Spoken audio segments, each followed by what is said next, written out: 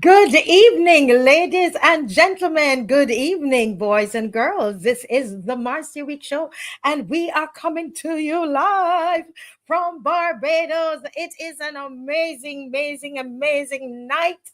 Oh my goodness, and I can see you clearly, and I hope you can see me clearly. There's no tint, no tint.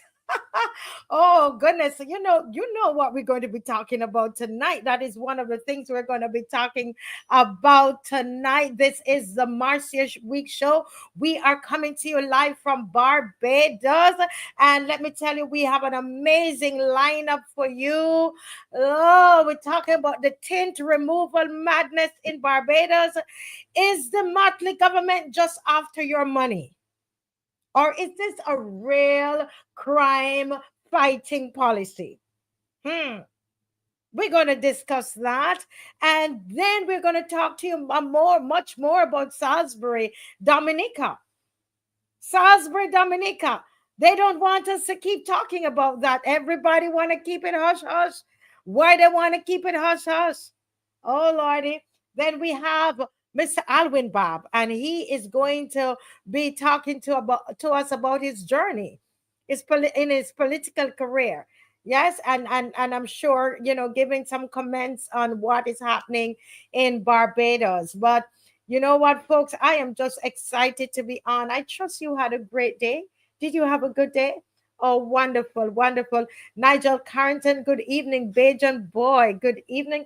Monica Inns, evening. Lucinda Allen, evening.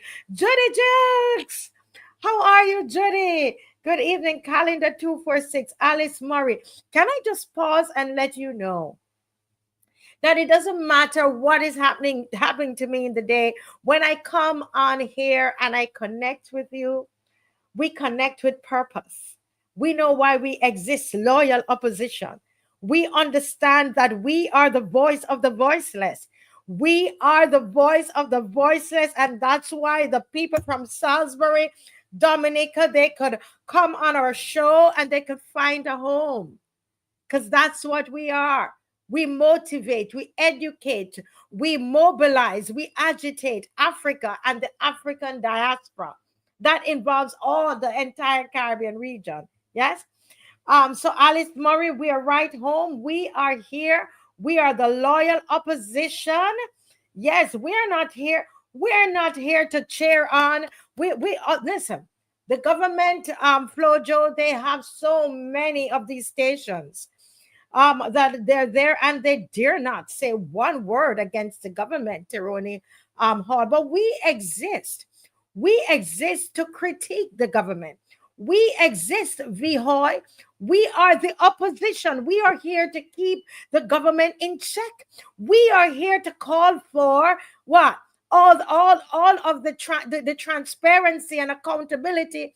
If there's no other voice calling for it, this show representing the loyal opposition calls for it. The voice of the voiceless. And we are not afraid. Just in time, you're afraid? Jacqueline Allen, you're afraid? What about Diana husbands?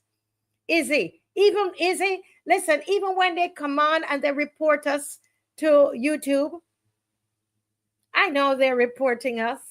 We study the whole algorithm. We know what is happening. We know how to fight back. We are the opposition. How do we expect to come on here, call out the government, and expect that they're not going to lash out on us? What do we expect? What is this? This is what they do. This is what they do. They're going to. Yeah? So what we're going to ask you to do right now is a good time to like. Have you liked the show? Have you liked the show? Have you subscribed? Send this around for me, please. Those in Dominica, send it out to your Dominican friends. We're going to be speaking tonight with people from Dominica as well. So we need you to, you're going to see some of them on screen. And we also have the chairman of the Electoral Reform Coalition, Electoral Reform Coalition is going to be on with us tonight. So we really, really need you to share, to like, and to share. This is Johnson Boston. Mr. Johnson Boston, who's been in, listen, he's been working in this area for over 50 years. And he is a chairman of the Electoral Reform Coalition in Dominica. He's going to be on with us. We're going to also hear from some others on screen. And as I said, ALWYN BABB is going to be here to tell us his journey, talk to us about his journey. And we're going to talk about tint and crime. Mr. Wright, Judah, Marcia Miller, we're getting ready now for the national anthem, Diana. But you know, we've got to call out all the names. Listen, we have to call out all the names because without you, Philip C., Bim the Beautiful, and even those who come on to critique us and to criticize us, where would we be? Where would we be? Yeah, we need everybody on. We know they're on, and we needed to like. Yes, Bim the Beautiful says, I've liked and share already. Everybody needs to do that now. Everybody needs to do that now. Okay. Well, we're going to go right into our national anthem. You see me pick up the flag. You know what that's about?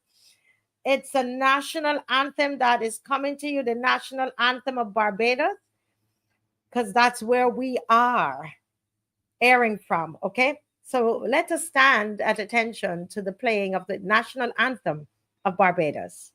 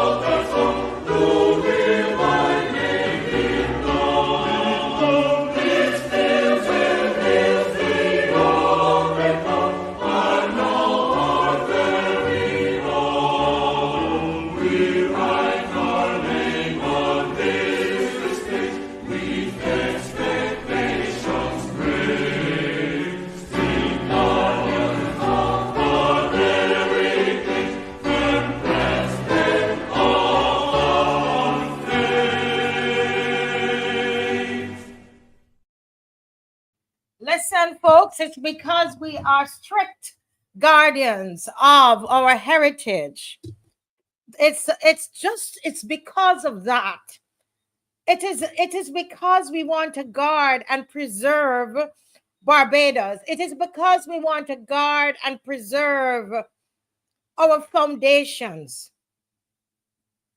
This is why we are on here 4 nights a week, 3 hours each time. Yes? This is why we exist, loyal opposition.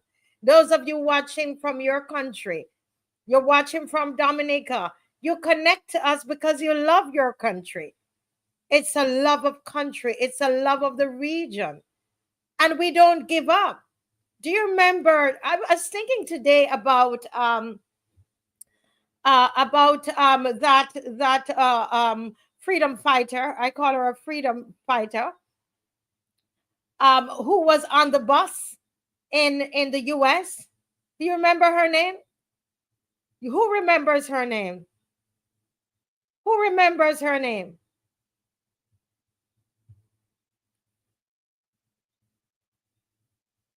The one time did she decided not sit in the back of the bus?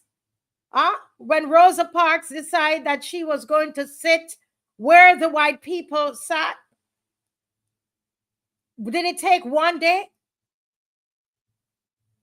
Did it take 2 days before it changed? When Martin Luther King started, did it take 1 day? Did it take 2 marches? Did it take 3 marches? They were forceful. They were consistent. They knew exactly what it is they wanted, and they remained focused. It didn't matter what they were carrying on. I'm saying in the news that Martin Luther King, that he was speaking about nonviolence, but he was violent. You remember that? And every time they push a microphone in his face, they were asking him, oh, but every time you claim you're a nonviolent protester, your marches are nonviolent, but there's always violence in your marches. You remember that? Refusing to deal with the issues that he was dealing with at the time, the plight of Black people in America. They wanted to deal with other things, and eventually they killed him. They killed him.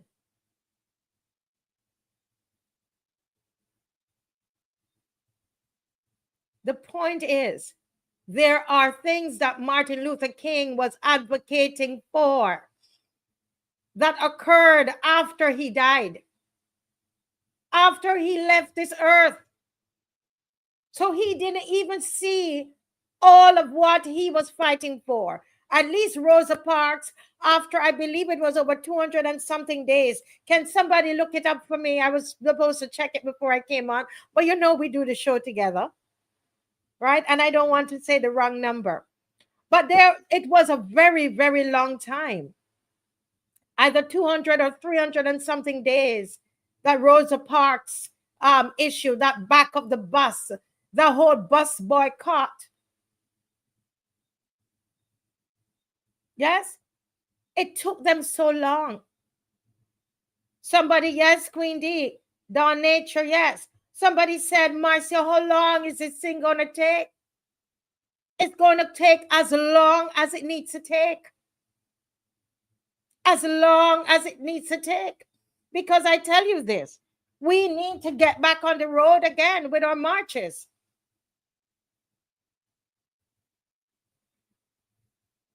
When we look and we see what is happening in Barbados, you saw how many instances of crime we had today. Did you see that? In St. Philip here, the garbage collector, a garbage collector, collecting our garbage, doing his service, was robbed at gunpoint, and his chain was taken away. It wasn't even a gold chain. He was picking up the garbage. Was Tint involved in that crime? I don't know if Dave has it and can put it up. Was Tint involved in that crime? We are saying to our government, we, the loyal opposition, I hear you. And we don't plan a march until we hear from the people. I hear you in my WhatsApp messages. I hear you. You're asking for a march on this Tint issue. You're asking for a march to press the government of this country for serious crime fighting policies. serious crime fighting legislation. You believe that there's a legislation that just came in the lower house on Tuesday to pass a law concerning tint, claiming that this law is a crime fighting measure? Who are they fooling? Was there tint involved in this, Attorney General? The loyal opposition would like to know, was tint involved in this robbery of this garbage truck service personnel at gunpoint for a mock gold chain? These are the same people you gave $300 to. Has it changed their attitudes, Prime Minister Mia Mottley? Governor, did I say Governor General? That's not what I meant. If I said that. Huh? Has that done anything for these young people who are robbing? Only in St. Philip today, in Merrick's, I think Dave has that too. Two persons were shot. I don't know if they're killed, if they died. Two more shot today. The big question, Attorney General, was tint involved?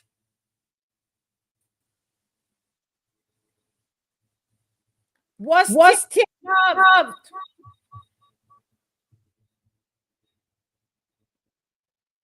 In Merrick, St. Philip? Huh? And all the while this is happening, this was on the front page of the Nation. On the front page of the Nation, at the top, you saw 21 homicides in 6 months. The rate we're going, it seems as though we're going to go past the number for last year, because the crop over season hasn't happened yet.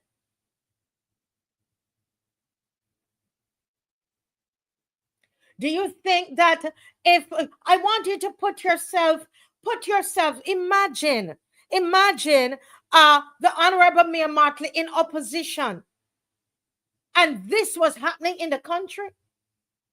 Do you know they would shut down this country already? Can you imagine if they were in opposition, what would have happened in this country? 21 homicides in 6 months, and you have a cricketer that they have a prayer vigil for tonight, is in the hospital battling for his life. 17-year-old shot got 4 shots. I spoke to someone today. One went through his chest. Luckily, the doctor said the bullet went through. This 17-year-old cricketer who represents Barbados would have been dead. There is a Zoom ID on here because there's a prayer vigil. Was tint involved?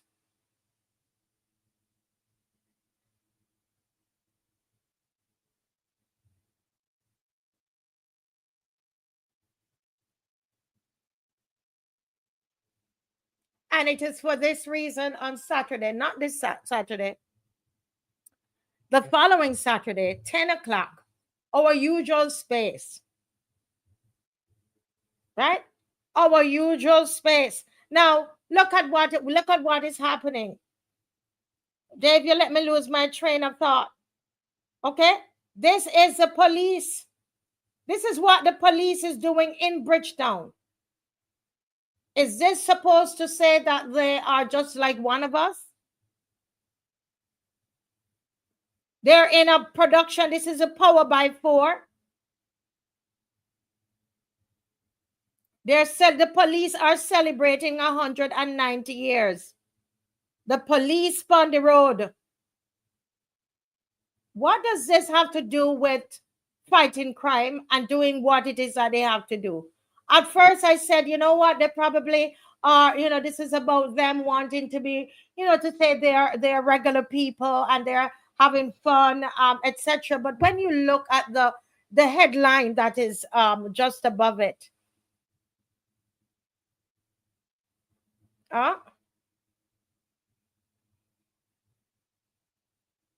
21 homicides in 6 months. I guess that what they're celebrating? The attorney general right there with the orange bag, and the Kirk Humphrey is there, and they're thinking this is Kadooment Day. Now, I believe in community policing, and if this was an attempt at that, I mean, I think it failed.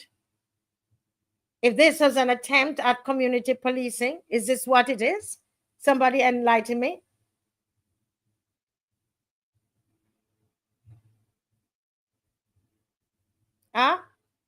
And you know what? The funny thing about it is that there are people online saying let them enjoy themselves. So you're there, they're having all this fun, enjoying themselves, and we have to be battening down.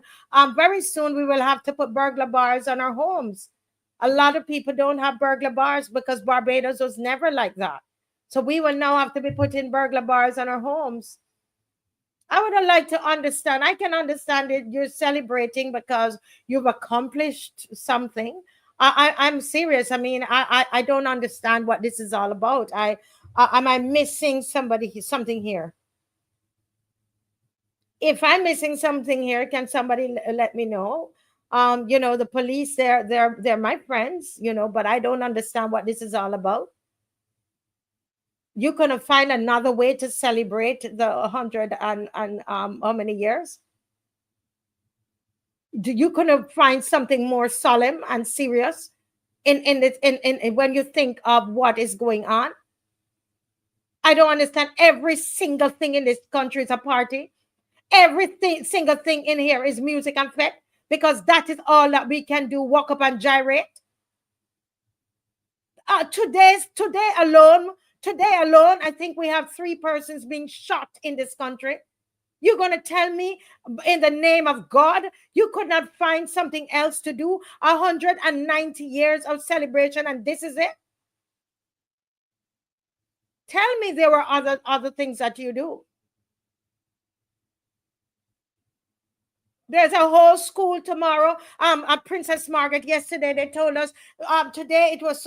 Yesterday they told us it's going to be closed because of the violence at the school, the indiscipline that is at the school. An entire school closing down because of indiscipline. We cannot control the children, and you're going to tell me that you're going to choose a partying and gyrating behind a truck as a way to celebrate 190 years. We could not find a different way, a more somber way to celebrate.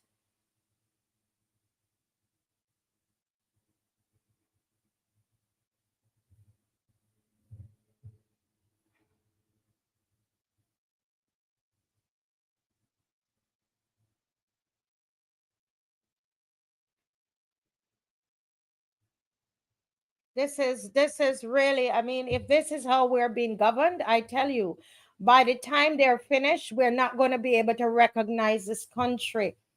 We're not going to be able to recognize this country by the time they are finished with it. I tell you.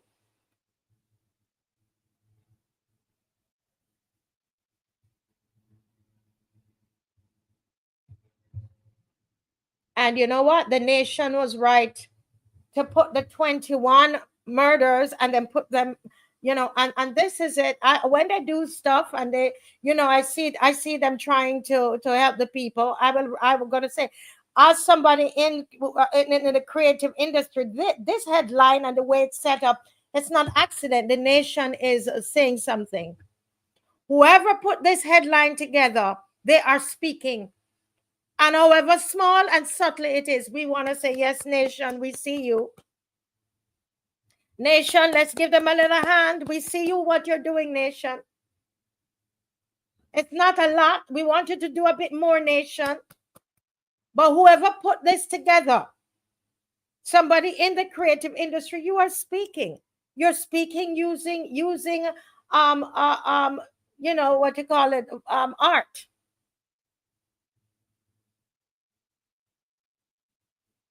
Digital photography, digital art. This here says it all. This is a big joke to these people. This is a joke to the Attorney General. He's shaking his bum on the road,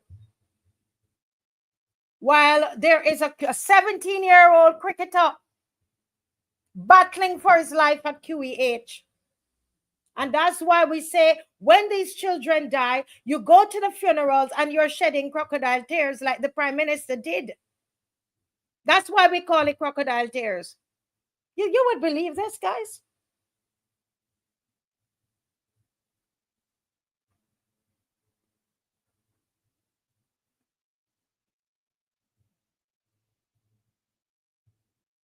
Huh? Huh? Look at this one. They're on Chapel Street in the city. An alleged stabbing has taken place close to where they were walking and gyrating yesterday in celebrating.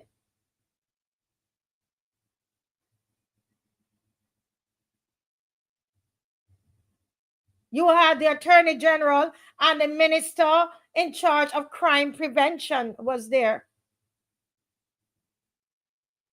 All right, so so this is how these people solve crime then. Okay, so they go and they do a fete, and they do a whole walk up behind a truck, and they come and they charge us. So they said, okay, we're going to get rid of crime. We're going to charge the citizens starting at $500 and more for tint, because because they believe that what tint. In their minds, they're saying that if we remove the tint from the vehicles, then we're going to have a safer Barbados. And these are the people we elected.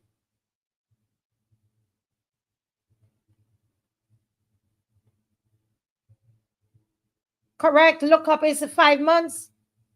It's not really 6 months. It's 5 months.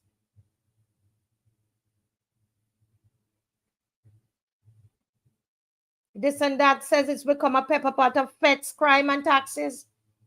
This and that come to the front of the class because that's all that happens. We put them there to solve these problems. We are giving them suggestions. We are giving them suggestions. We've done shows upon shows with so many suggestions. Not just us. People have written in the paper. I saw Mike Solomon or Mike Holzema. I can't pronounce the name. Saying all the different ideas that are out there. They are doing none. They have chosen none of those ideas. They use tint and walking up behind a truck. Right? And they are saying that their vehicles are exempt from the legislation. When a lot of the guys on the street, they can tell you that a lot of them are connected with people in government.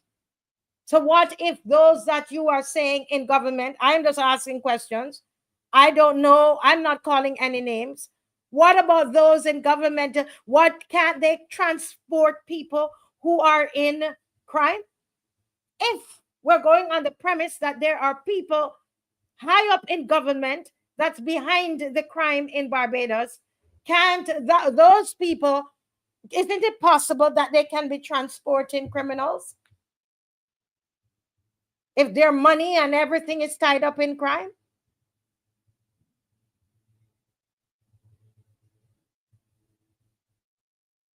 Correct, Sonny. Correct. It's really the citizens that are not involved in crime, not involved in those kinds of behavior. We are the ones. It's always coming back to the citizens that are keeping the peace, keeping the law.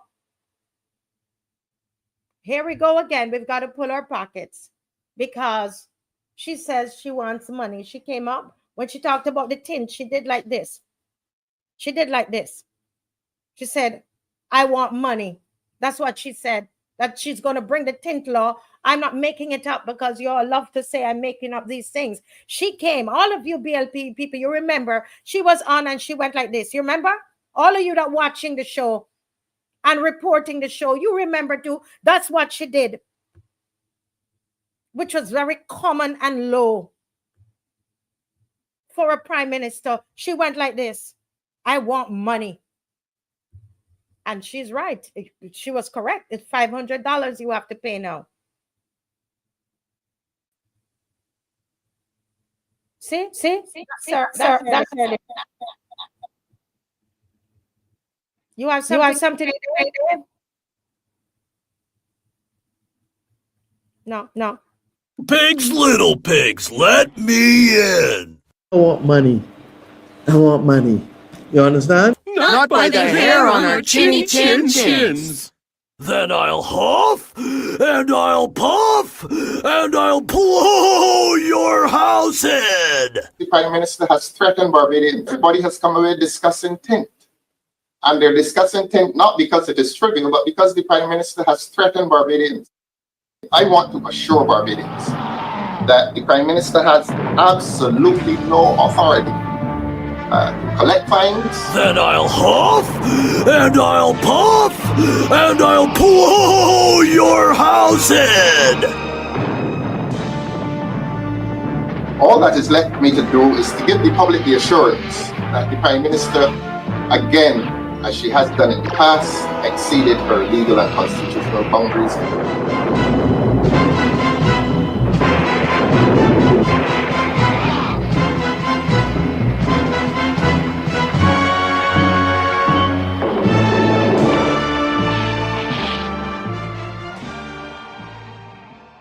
So thanks for bringing us down memory lane. And because Mr. Thorne, because of the objections of Mr. Thorne, that's why it took them so long, because they then had to go to change and to adjust the law. Because he is the one who said to them that this is against the constitutional rights of the people. And because he said that, they went and got it fixed. You see how long it took them?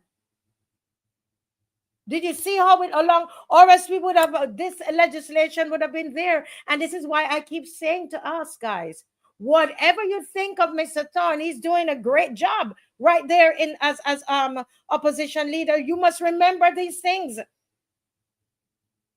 And Dave, can you play the 6 minutes piece from the opposition leader again? This week again, he's there fighting on our behalf. And you are outside here fighting him. And that's the issue. That's the challenge that we have. And you will do the same thing with this show when time comes. When the heat comes, you turn on us when we're trying to help. Go right ahead, Dave. Today's amendment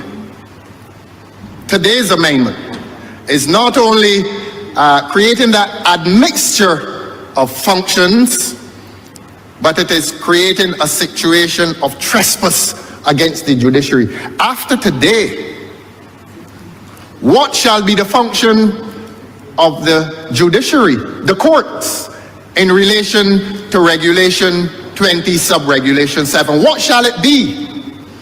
Has the court lost its function in relation to the question of Tint, or will it share that function with the minister? We don't know, but there can be no shared functions between a minister and the court. That is the point. And that is my point of departure from this legislation. It's a fundamental point of departure. I say again to you, sir, and I say to this country, that today's amendment, as a legal issue of some gravity, is that this legislation is unconstitutional in that it offends against the principle of separation of powers. I hope, Your Honor, explained this action according to its political, philosophical underpinnings, its legal, philosophical underpinnings. I have explained it as a matter of statutory interpretation, and I further explain it as a matter of constitutionality. In all respects, Your Honor, I find this legislation wanting. In all respects. I have argued, and I close in reminding you, sir, its political, philosophical underpinnings are flawed. Its legal, philosophical underpinnings are flawed. Its statutory underpinnings are flawed, and its constitutional underpinnings are also flawed. This legislation, according to my assessment, and I have the right to assess, is entirely flawed. And the flaw has now manifested itself in legislation that the public does not like for other reasons. That it is an unnecessary imposition on their peaceful lives. I say their peaceful lives, that the majority of people in this country who have dark tint are honest and innocent people who just wish to protect and preserve one of the major investments that they will make in their life, even if they change the car. A car in Barbados still, it may not be a luxury now, but it is still a cherished possession. And I want to say to this government that it is trespassing on financial and economic rights of the public in its enjoyment of its private property. And that is not to make a constitutional point. That is to make a financial and an economic point. That this legislation is an unnecessary trespass against financial rights. And the point is, why should anybody wake up whenever the regulations are passed? Why should anybody wake up on July 1st and be exposed to the payment of $500 a day simply because he has tint on his car? That is the ultimate question that the public is entitled to ask. That is the ultimate issue that the public is entitled to resist. It is a matter that is worthy of public resistance. I am not condoning civil disobedience. All that is left for me to do, sir, is to ask the government humbly to withdraw this legislation as a nuisance piece of legislation and a necessary imposition against an innocent public. This will not solve any criminal wrongdoing in Barbados. It certainly did not prevent the last death of a 24-year-old child last night. It did not prevent the shooting of an honest citizen in the Ivy yesterday. It did not prevent those other 19 persons who lost their lives this year to murderous wrongdoing, nor the 50 plus who lost their lives last year and the years before, when the numbers only dropped because of a COVID restriction. Criminality in this country is on the rampage. Where lies the fault? In tint? It does not, sir. It does not. And that is where the logic is brought to bear on this issue. Criminal wrongdoing does not have its roots nor its causes in the affixation of tint on people's windows. I ask the government, please withdraw this legislation and let the good, honest, and innocent people of Barbados carry on with their social and financial lives without this disturbance from a government which is merely pursuing acts of diversion to compensate for its gross inability to bring the question of criminal wrongdoing under control. This will not do it. This will not do it, Your Honor. You've been very patient, sir. I'm obliged to you.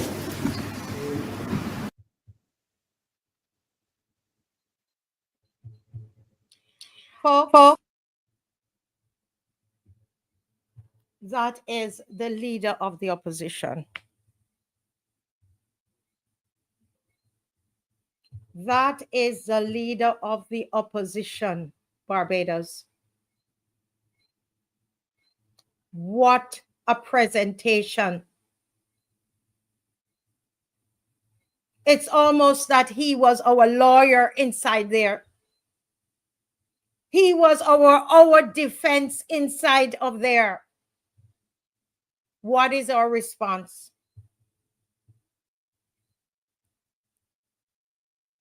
On June 14th, Saturday, June 14th. Saturday, June 14th, not this Saturday, tomorrow Saturday, the next week Saturday. The next week Saturday, we are hitting the streets. Why? We need proper legislation in this country to deal with the crime that we are facing. Serious and real legislation. This is not a joke. This is not a joke. This is not the time to be walking up behind a truck. When we have a 17-year-old child minding his business, a shot went in his chest, Attorney General, and he got 3 other shots in his body. It could be our children. That could have been our child. And a 24-year-old one died the day before. Listen to me. This is a serious situation. This is not a time to be skinning your teeth.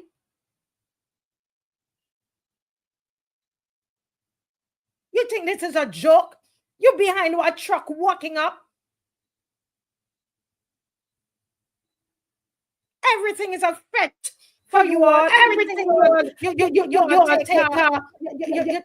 take it as a joke. Weren't you the ones shedding crocodile tears at Shonathan Chase's funeral? Listen to me.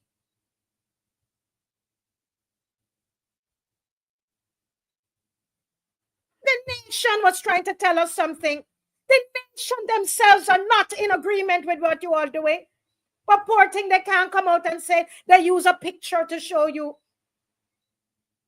They're looking at the paradox. They look at 21 people dead and look at the AG walking up. You think this is a joke? You all think this is a joke? If you believe that we need better legislation concerning the increase of crime in Barbados, find yourself up there on Saturday. Get out on Saturday. We are not in a skin and teeth when our children are dying and we now have to be locking up, putting up cameras. It's all of it is an expense to us when we're paying more taxes than ever before. You guys went ahead and gave yourselves an increase. You gave yourself an increase in your salary. You can afford to put up cameras. You can afford to get proper security. And you come with this nonsense skin in your teeth. The objective of the Tint legislation was already given to us. The objective was already given to us by none other than the Prime Minister of Barbados. She said she wants money.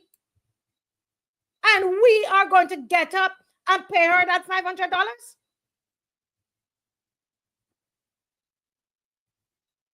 You think this is a joke?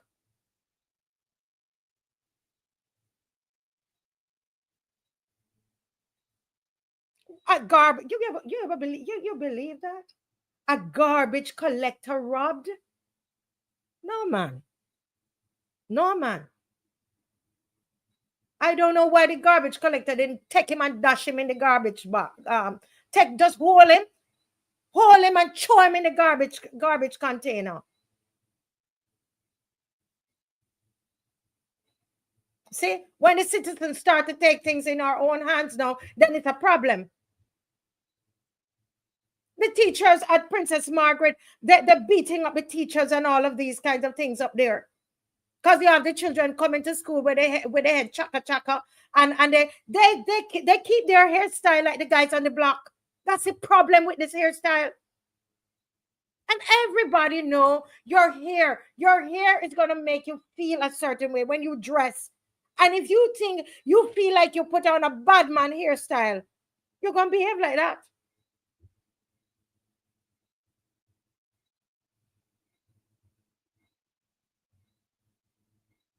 Dave, if you could just play some of what we're hearing on the, I went on yesterday to speak to people in Bridgetown with Mike on the Move, trying to hear what they have to say about the tint law.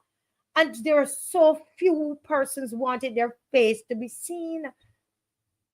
I had to film them pointing the camera at myself. They would not even show their faces. They are so upset about this law, but they would not show their faces. This is the country that we live in. No wonder they're after this show. No wonder they're after me. No wonder they have decided that this show is enemy number one in Barbados.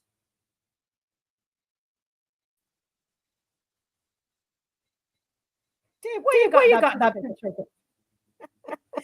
Go ahead. Go ahead. With or without the tint. With or without the tint, you're going to have the crime. Crime is still on play. Why you say that? Alright. For instance, most of the vehicles that police tend to stop on the road, seldomly are criminals. Seldomly. The criminals just pass them straight, look them in the face, and they don't stop them. Why not? They don't know that these are the criminals? Probably them ain't good at pinpointing who is who, you know what I mean? Okay. So you said tint or no tint, crime is going to happen? No tint, crime is money. Crime is money. So why are crime they... will always go on. Okay, so why do you think that the government is having this legislation? Because now you will have to pay, if you don't remove it, you have to pay $500, you know. For the government to keep afloat, floats on tax. Oh, you mean float? You mean more money? Yeah. So they tax anything and everything that they can. That they can to get in some revenue. Thing. It's just a money thing. Money thing. A lot of the politicians are a part of the crime. Oh, okay. Because they're saying now that certain officials a lot that of the police part of the crime. A lot of the coast guards. A lot of the everybody in authority a part of the crime. Part of the crime as well. You think that's your belief? Okay. That's the truth. Because without crime, we ain't got no reason to go police and. Oh, I see what you're saying. So it makes it essential. Yeah, it is essential to keep the boat running. To keep the boat running. But let me speak to mommy over here. I can't show the beautiful baby on the camera, and she's as pretty as ever. Hello, where? It's a boy? Yes. Hello, little one. Sorry, I can't show you. I got two little teeth down there. But mommy, what are your thoughts about this? As soon as I said it, you shook your head. Why? About crime and tint? Because I agree with what he's saying. It no matter if it on or off, it will remain the same because people do it in broad daylight. Whether they guilt the vehicles, people guilt the vehicles and go do crime and come back. But what about if like they're trying to get away and then they're in a tinted car? Oh, okay. Well, hey. But then, you know, people are telling me now, I learned on the street here that they believe that most crime is committed either on bikes or on foot. Exactly. Bicycles and motorbikes. And or on feet. That's what I said. People just go, do crime in broad daylight and come back. People just run. Not all of them happens to get in a tinted car. Okay. Most of them run and go where they go run. So what would you say to, if you could speak to those who are making the laws, what would you say to them about the tint law? I say that doesn't make sense because that shouldn't be the main focus right now. Right. Okay. What should be the main focus? How the guns are getting in. How the guns are getting in. Yeah, we're hearing that a lot as well. Exactly, because how? You can't just go out and find a gun just so? Yes. So how? How the guns are getting in.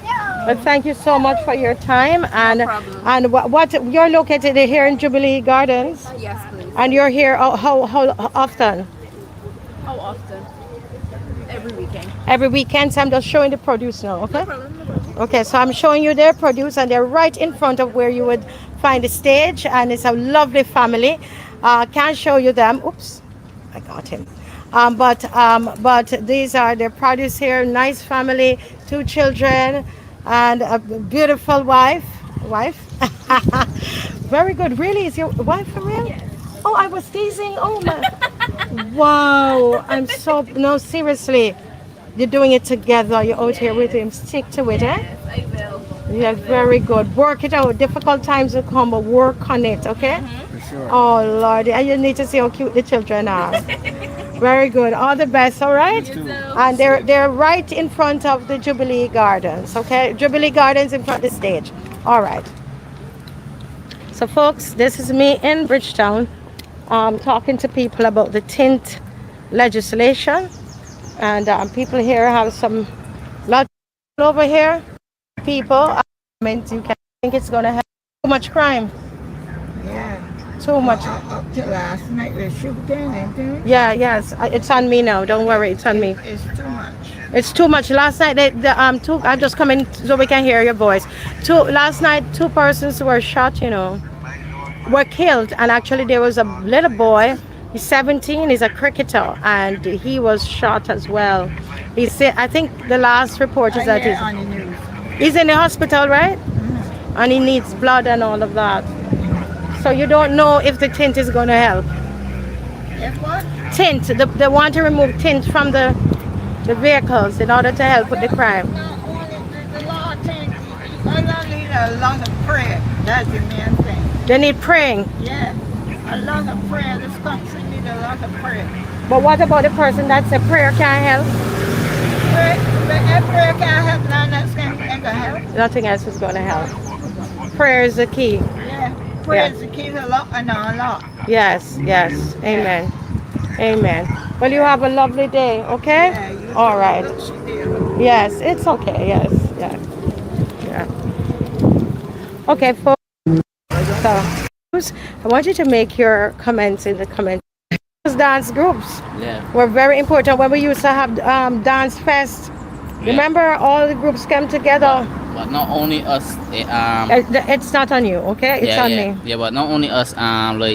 Cause we was talking about the other day, right? It had like 4 generations that. Wait, that's your son? Yeah. What? Oh my gosh, tell me. It had like 4 generations that we like inspired like under us, like guys that came up under us. Yeah. But we know them now. We know them big too also. Yeah. And it's always tell we about how they used to look up to we when we yes, that's we what always you trying to beat us, and we trying to beat the Praise Academy. Remember? Can I put the camera on you because you're doing something so positive? No problem. Well, this is this gentleman. Tell me your name again. My name is Brent. Brent, and Brent used to be doing dance fest with Praise Academy. He was part of Demolition Squad, and then we had all the other names. I can't remember every. We had Extra Hype. We had Turbulence. Yes. I can't remember all the names. Though, yeah. A lot of dance. And you continue to mentor men, right? Yeah. Yeah. But I tell the people all the time, you remember when you guys came up my school and you were using the school to rehearse? Yeah. I remember when somebody stole all the drinks out of my fridge? I can't remember that. I can't remember that. It wasn't you. Yeah. But I know who it is, but I'm not calling any names. But listen, this issue with crime in Barbados, I know you've been mentoring young men, etc. You're out here, you have your own business, you're doing something positive. You're selling fragrances, right? Yeah. You're selling fragrances, you've been dancing and doing a lot of stuff in the community. Yeah. Now, the government has come up with this plan. So they're saying they want to reduce crime. So their thing is that everybody, you got to remove your tint or you're going to have to pay money. Do you think that the tint is going to help though with the crime? No. Why not? Of course not. Because people use tint for his son, not for crime. I take it from someone that is driving. His sun is real hot, and we hear it all the time on news, right? That the earth is getting hotter and hotter, right? So like you need the tint for sun in your car, but I don't think that's gonna impact crime anyways. You don't think so? Yeah, But no. well, the Attorney General says very serious. No excuses. That you have to take it off or you pay $500. Yeah, it was always a law though, so. But it's a But they're house going to enforce it now for how long? Probably a year or two, and then it gonna go because back you don't to believe normal. it's serious. No, Can't be. Uh-uh. But too many people have it. Yeah, it's gonna go back to normal. Like in a few years, them ain't gonna really be studying it. But you know how politics say you have to look like you're doing something, you know. Right. But No, you think that they need to do other things. Yeah, obviously them, but we don't know who it is. They would know them is getting the money. Right. Do research and all that. Right. Okay. Yeah. But you don't think the tint going to help? Of course not. Like. Okay. Yeah. All right. Okay. Well, great chatting with you. Yeah, no problem. All right. All the best. You had 60 today. Yeah. English A. Yeah. You knock it. All right. Say it was easy. Say it was easy. Everybody I've been talking to saying it was. All right. Thank you so all right, much. no Good to problem. see you and that you're doing positive things. Yeah, always. Okay. Yeah. All right. Bye bye. Bye bye. Yeah.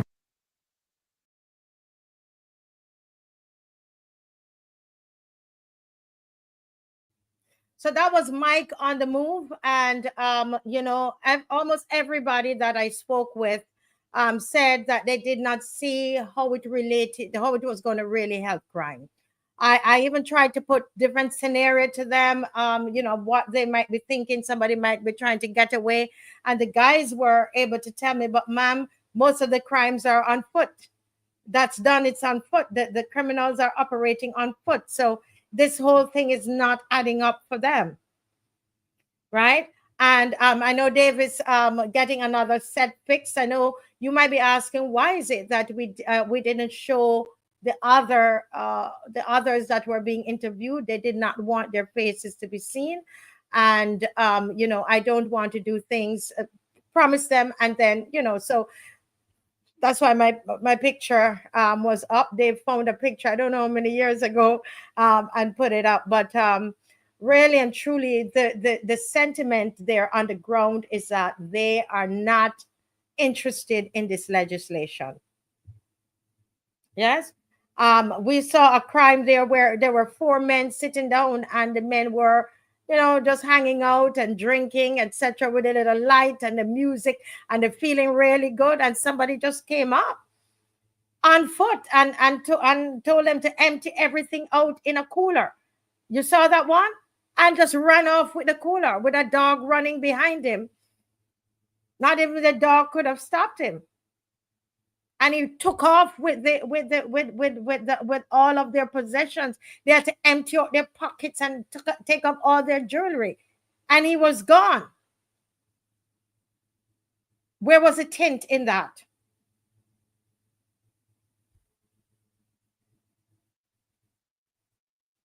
Folks, the march is going to be on Saturday, June 14th.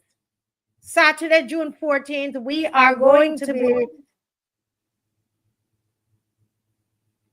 Okay, let's a moment. We're going to be moving off from right there at Kensington, right there at Kensington, where we normally our normal route, and we're going to go right up to Independence Square. That's the march that we're going to be doing, and June 14th, 2025. We don't yet have our permit, but we are in good time to get our permit. All right.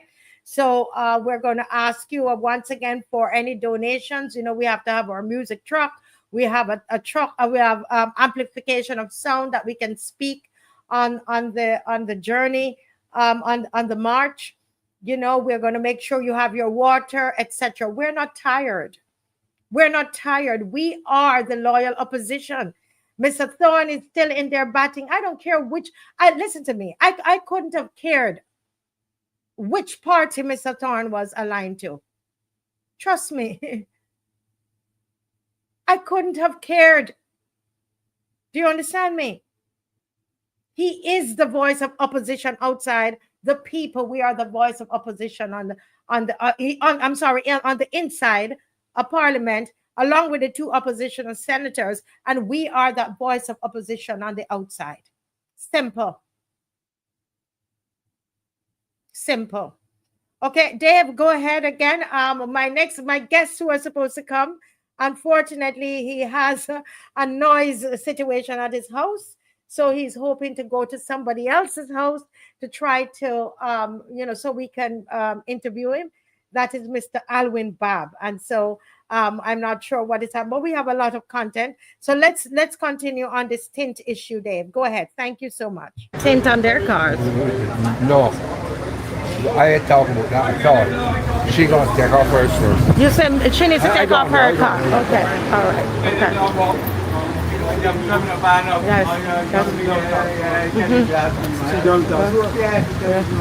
Hello, sir.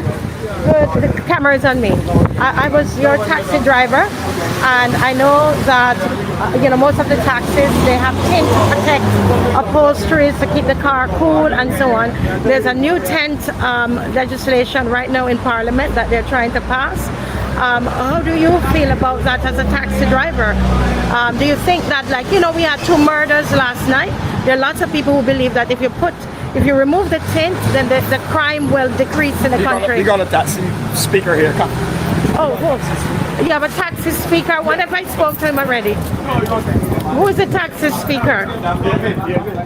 In the car? David. This car? Yeah. Oh, they sent. He speaks to the taxi guy. Start with I'm the dumbest person. You're the dumbest of all of them. You're the dumbest? But no, it's not anything hard. I'm thinking we have crime. We have 2 crimes. I don't want to. You don't want to talk about it? All right. Okay. All right. No. You're in a bad mood? But what are your thoughts about it as a taxi driver? Yeah. What about the murders that happened last night? Do you think that having the tint will help us to curb the crime a little bit? Because the crime is on the rise. You think, buddy? I got it, you know. Yeah, so talk to me now, over here. Because now I can't even see your eyes, you're wearing shades. You tell they ain't got nothing to do with the murders, though. You don't think so? Even a little bit? I know they tell they ain't got nothing to do with the murders. Tint don't have anything to do with the murders? No, I don't think so. Wow. Okay, so you're saying the tint... Ask her. But you have tint on your car as a taxi driver. Yeah, dark tint. I take off mine. Yes. Why you have tint on your car? Why? Yeah. Because tint is shield the sun. Shield the sun. Yeah. Keep it a little cooler. And keep for your customers and so on. Cooler, yeah. So it will affect your business. No, they don't think so. Okay. All right. But the law, we got to go with it. Follow the law. Yeah. And if you don't take it off, it's $500 fine. Right, they don't have that sort of money. Yeah, so you will have to take it off.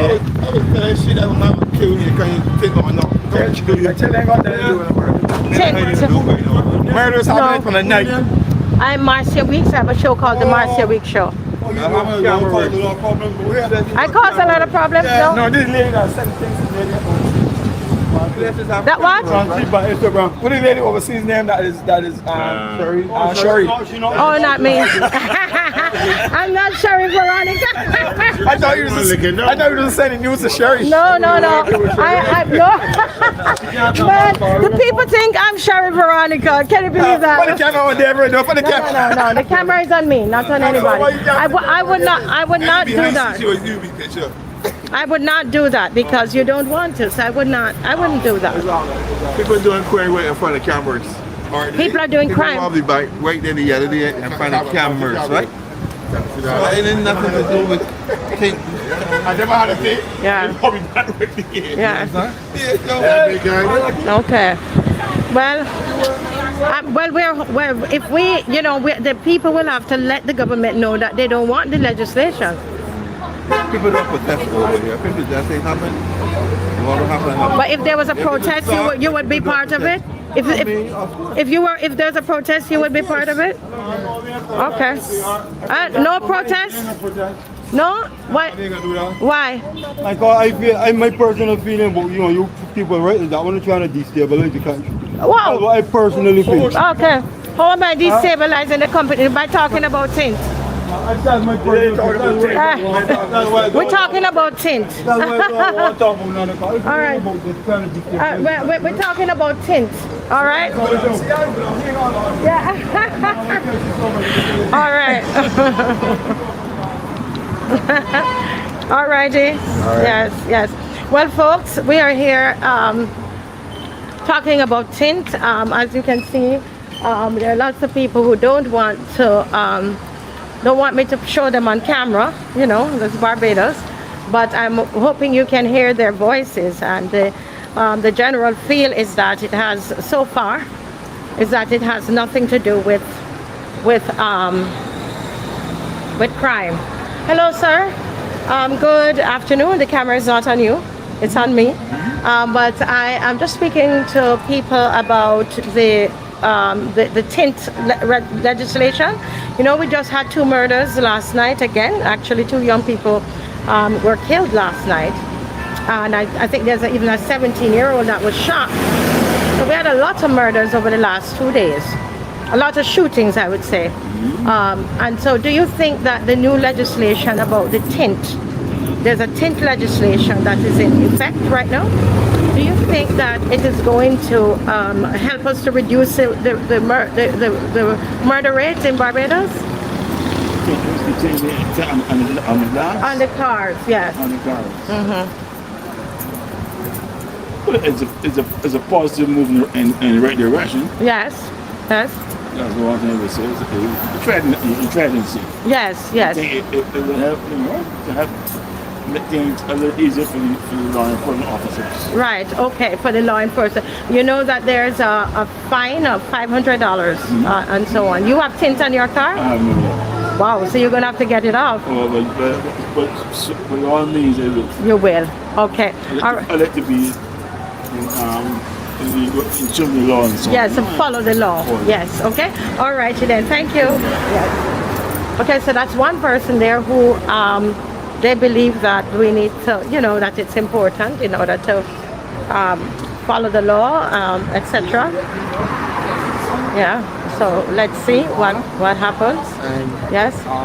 Yes. Hello, ladies. Good afternoon. The camera is on me. Camera is on me. Okay. The lens is on me. I am just talking to people in Bridgetown today about the tint. You know, last night we had 2 persons were killed last night, and there was even a 17-year-old boy, a cricketer, who was shot. So the government is trying to cut down on the crime. And so what they have said is that they are going to fine people that have tint, you know, tint windows, and that's a piece of legislation that is in Parliament right now. So we're just asking Barbadians, what do they think? Do they think that removing the tint from the cars, if it will help to reduce crime? No. Because the motorcycles, they can do drive-by on motorcycles. Motorcycles doesn't have tint. People walk and do crime. People walk and do crime. Yes. So you don't think that, because you're saying people use motorcycles? You can use a motorcycle. You can use a bicycle. A bicycle? You can walk. Yeah. It doesn't matter. If your money is set to do crime, you are going to do crime regardless of what form of transportation you have. Yes, but I mean, do you understand though that the government is saying you have to pay $500 if you have tint on your car? You'll be fine. Yeah, but that's yes, which is good. Tint, they reducing the tint because then you can see in. But you don't think that it's going to really reduce the crime? No, I don't. You don't think it's connected? You shouldn't cut out tint completely. You could reduce the tint percentage because it does protect people's skin with eczema and stuff like that. But you should not completely ask persons to take it off cars. You shouldn't. But some cars, somebody told me, actually come with it. Yeah. You buy the car with the tint. So will the government, will everybody in parliamentarians, everybody, will they be taking off tint? Well, apparently there are certain officials that their tint remains. What was for one should look at? They should reduce the tint, yes, because then you can see any activity within. But what they need to do, not only the tint, but they need to get stiffer penalties for these people that committing these crimes because it's just a slap on the wrist. So you think a more comprehensive approach? Yeah. And not focused so much on the tint? Wow. Okay, what about the mindset of the people? The mindset. It doesn't have anything to do with tint. Lower the percentage, but it is also the mindset of the people. The mindset. So we need to work on that mindset, and you said to stiffer legislation. They need it. So I mean, they're just holding these people and sending them up are there to do what? Eat out the taxpayers' money? Yes. That's it. Yeah. No. Okay. Okay. No, They need better. more stern measures. Yes. With this crime, they do. Yes. Because Yes. you have to think the same way how these people are thinking. You have to think 2 steps. Think and 10 two steps ahead. Understood. Yeah. Okay. No, ma'am. Believe me, they understand. The camera is on me, right? You understand that, right? No lens is there. Look, you can look to see, but it's just me, and it's pointing over there. I would not do that. Okay, ladies, which school is this again? Dighton Griffith, and you would know the little boy, you know, from Leicester Vaughan, the 13-year-old. You heard about him who got killed. What? Yeah, Siobhan.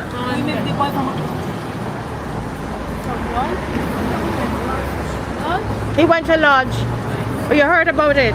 Yeah, because I figure. No, with what they're trying to do, the government, is to try to reduce crime. And one of the things that they're doing is to remove the tint, asking people to remove the tint from their cars, or you will have to be fined. Do you think there's a correlation between tint and the murders that's happening in Barbados? And the crime on a whole? I'm not sure, because really all tint does do is hide the faces in the car, but even without the tint, people will still commit crimes with the car, so it doesn't really matter the car, it matters the people inside the car. So in your mind, you think it doesn't matter? You think whether the tint is there or not, I'm coming close so I can hear you, huh? Yeah, whether the tint is there or not is not stopping anybody. Because like even though his windows are open, or if he ain't got nothing, he could still pick up a gun and shoot you through the window, so it ain't really making a difference. Right, what do you think, ma'am? I would say same. The same thing as her. Are you concerned about the crime, the level of crime in Barbados? I haven't really thought about it. You haven't really thought about it. How about you? I mean, it's dangerous for the young people to be outside now, but other than that, I don't really think about it. You don't really think about it, but you think that you don't see the correlation between the tint and the crime. You know, making sense. All right. Thank you all so very much. Yes. All right. And stay safe. Okay. Stiffer penalties. Stiffer penalties. Stiffer penalties Yeah, is that's what they want. Stiffer penalties. They're making it too easy. They're making it too easy for these people when they go up there. And not saying that everybody up there, you know. Some do get reformed, some change. Yes. And then sometimes when they come out, they go and back up in the same thing. Come back out worse. When they come up for worse. Understood. Yes. Understood. Yes. Please. Okay. All the best. Okay. Bye bye. Thank you. Well, guys, there you have it. There you have it. It's unfortunate that they didn't want to show their faces, but this is the Barbados that we live in. You would have seen us. We were in Dominica, and if we were there for 3 weeks, the people would have been talking with us for 3 weeks and ready and willing to show their faces. Think about that. Think about that. But I will tell you that majority, we still have some more, but majority of the people that we spoke with, I think of all the people we spoke with, probably about 3. And I did speak with quite a number of them, that about 3 persons said, yes, they think it is a good thing. One guy says he thinks it's a good thing because the drivers, when they drive, those have tinted windows, they splash him and he can't get to see who is inside. He wasn't thinking about any crime. Right? But folks, how many of you, let me see by show of hands, how many of you are ready for the protest march? This protest march is a demand from government. We're making a demand from government for serious crime reduction legislation. Serious legislation that will cause crime to reduce. Serious. That's what we're asking for. And we're saying that there is this tint law, that it needs to stay where it is in the lower house. Okay, they need to do away with it. Come with a piece of legislation that makes sense, is what we are asking, what we're demanding from our government. I see Judy Jilk's hand is up.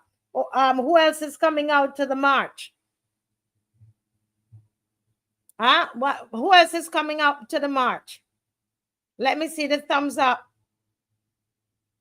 Folks, no need to hide. Remember, when we lose our fare, they lose their power. Yes? Okay.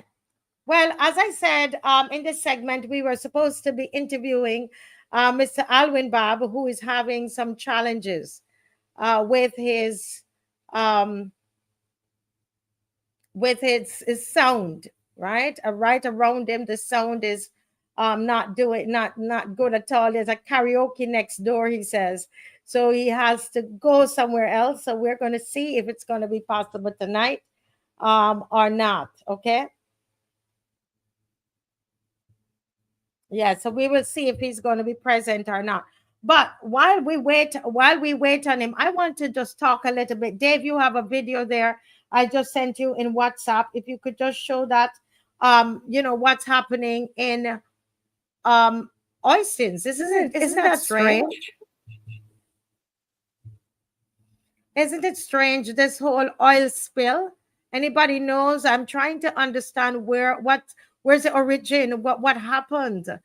They're saying that the Barbados National Oil Company, and they're trying to convince us that it's not gone into the sea. Do you believe them? This looks like an environmental disaster that is shaping up to happen. Listen to me. Oystins is a battleground, Somebody, I'm telling you, there's an unseen hand that is fighting this government. There's an unseen hand fighting this government. Do you remember the last storm that we had, that where got the most hit was right there at Oystins? You all remember that? Where all of those the red tents and everything blew away. You remember that they put down, and they spent, was it how much did they spend there in Oystins? You all remember these things more than it. The oil spill. What did I say? Another spill?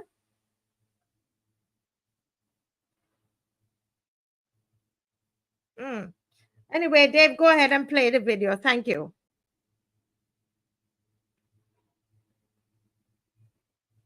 Here, but I'm trying to let you all see the oil spill, because oil gone into the sea as well. I probably have to clear some space on my phone. So I don't know if you guys can have an idea of what I'm seeing, but the whole area of Miami Beach down here, all there full of oil. So now these people told us, this is what I'm saying, that is all of us, we make up the opposition. You must remember that the last time that I saw or heard the news, we were told that the oil has not gotten into the sea. How many of you heard that? Let me see if you are going to. And this is why I tell you, all of us make up the opposition. This young man was able to go, was able to go there and show the oil, although we can't see it here. But he's alleging that there's oil in the sea. But here it is, our officials, they told us, oh, it's not that bad. Even looking at it, I was thinking, come on, you're going to tell me no oil went into the sea? And it is so close to the sea?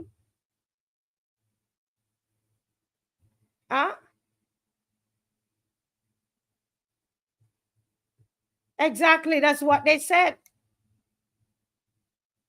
But now people are saying that it went into the sea, and he had a video there. We can't see it. It's difficult to see it on a video. We need to go down there ourselves. I need to get my camera and go down. All they're going to be cleaning up enough before I get down there. You know that? Right? The deputy PM said no, but this young man is saying yes.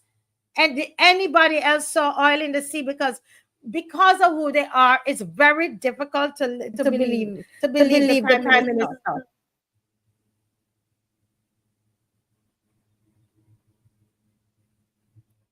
Go ahead, Dave.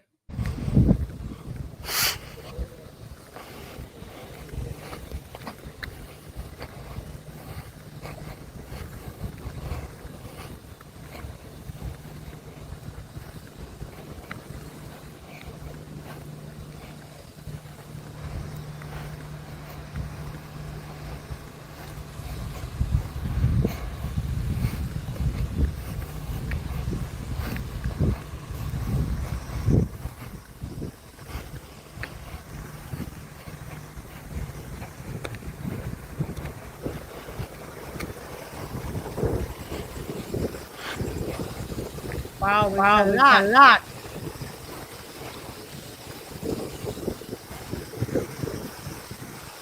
Eddie, you could get back down in oysters. Man, the tank here burst with the oil. You know the big oil tank, and got the hole out here by grannies. All the oil and thing coming straight over in the road. I know what to do, Eddie. I trying to get hold of Gov'T. I calling them oil tank, Eddie, and I know what to do. And the real oil out here, and the thing about it is that the truck they're pumping. Wow, this person, we didn't know what to do. Listen, this is, if this isn't, you remember they spent $5 million, everything to keep Rod Thorne out of Oyston, out of that constituency. And every time it just backfires on them. I tell you, there's an unseen hand that is fighting them, you know.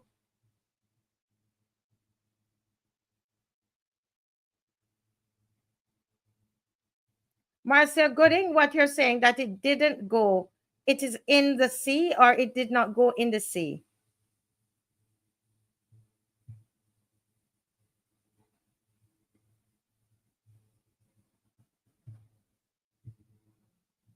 Oh my Lord, I tell you, it's like there's an unseen hand fighting this government.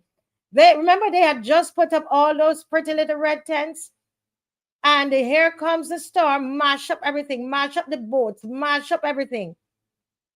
Here we are, a potential environmental disaster. Because if this is gone into the sea, what does it mean? What does it mean for life in the sea? But they're going to say, they're telling us,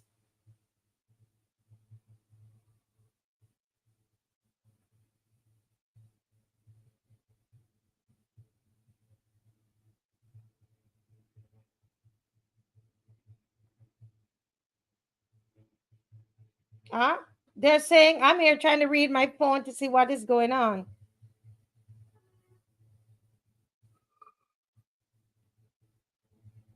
This is what is happening. Somebody's saying that they hear it is in the sea. That's what I heard. We're just saying we heard. We don't know for sure. And we're looking at the possibility. And the reason we have to know for ourselves, we cannot take anything from the government. No, we're not going to take the word of the deputy prime minister. Absolutely not. For sure. For sure. Don't take it. They're going to downplay this thing until the fish turn up dead in the sea. Yeah? We don't know if it went in the sea. Somebody said, yes, his Harris, when we see dead fish or sea or dead birds, then we will know.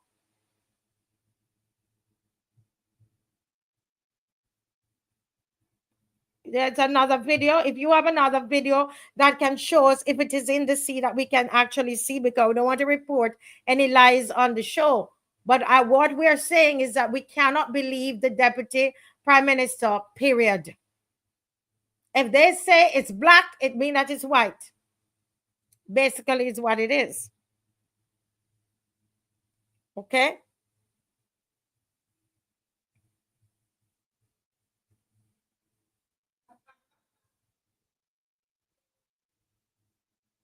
Somebody here saying there was an overflow of the crude oil at Oyston from the tank.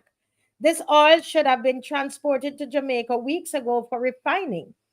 I have been reliably informed that there are issues with Jamaica and Barbados with the cost, and this is why it was not transported.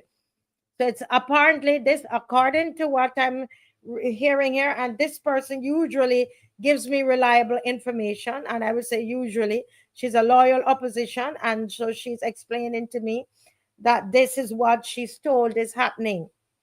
Okay?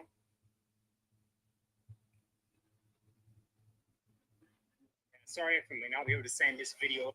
Okay, so there's somebody here. It's the same video that we saw, but it's difficult to tell from the video if the oil is actually in the sea. Okay? Somebody wrote here, the government that's in now, they orchestrated sabotage on the South Coast piping system. to create a sewage problem. You remember that? That was a sabotage. And I have facts. I have facts. I'm just waiting on the person who has some pictures that's going to be willing to show the pictures. I kid you not. Believe me when I tell you, that sewage was the sewage on that was pumping in Christchurch, sabotage. There are people with pictures, conversations. But I have to wait until they are ready to tell. Do you understand what I'm telling you? That was a sabotage so that they could win the government. Look at this has happened now without sabotage.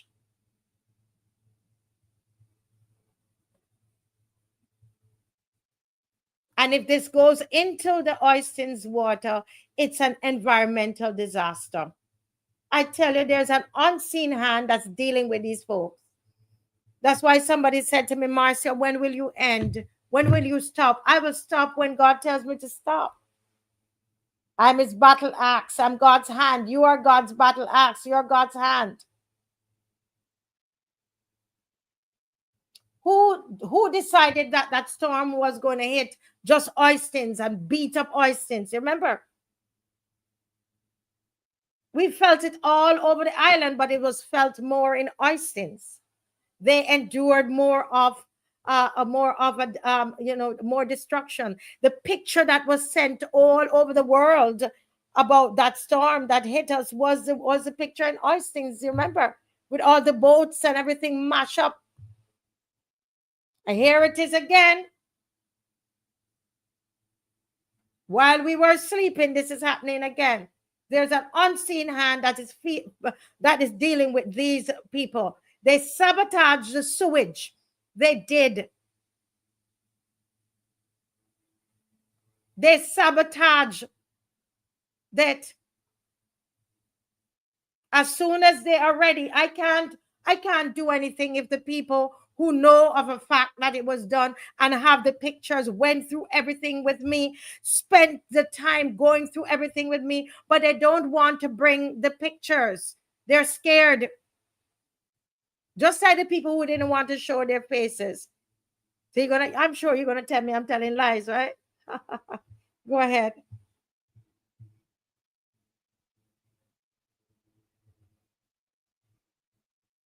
Mm-hmm.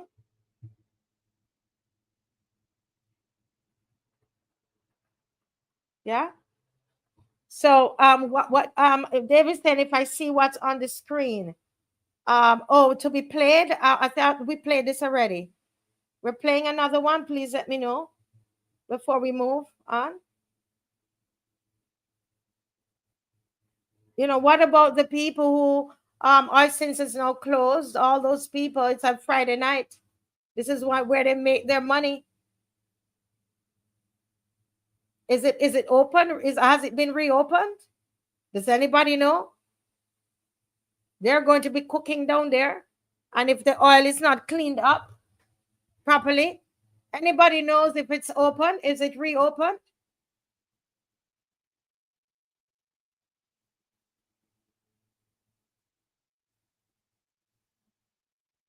So who is going? What about the money that they're going? I'm telling you, if God is, if the hand of God is not fighting this government, they can't catch a break. It's like when somebody evil, and in Jamaica we say crosses following them. Crosses. You said, I don't hear you all say that in Barbados.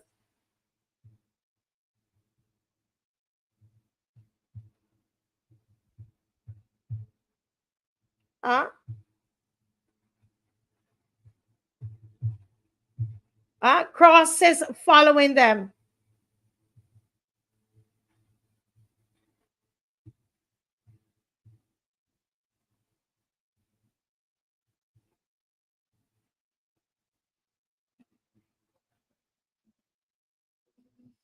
Well, folks, let me tell you, this is why I am sticking to what I'm doing. And you are sticking to what you're doing. The Marcia Wick show will be here. I tell you, they could do all they want to do. They could pass around all they want to pass around. They could say all they want to say. We ain't stopping though.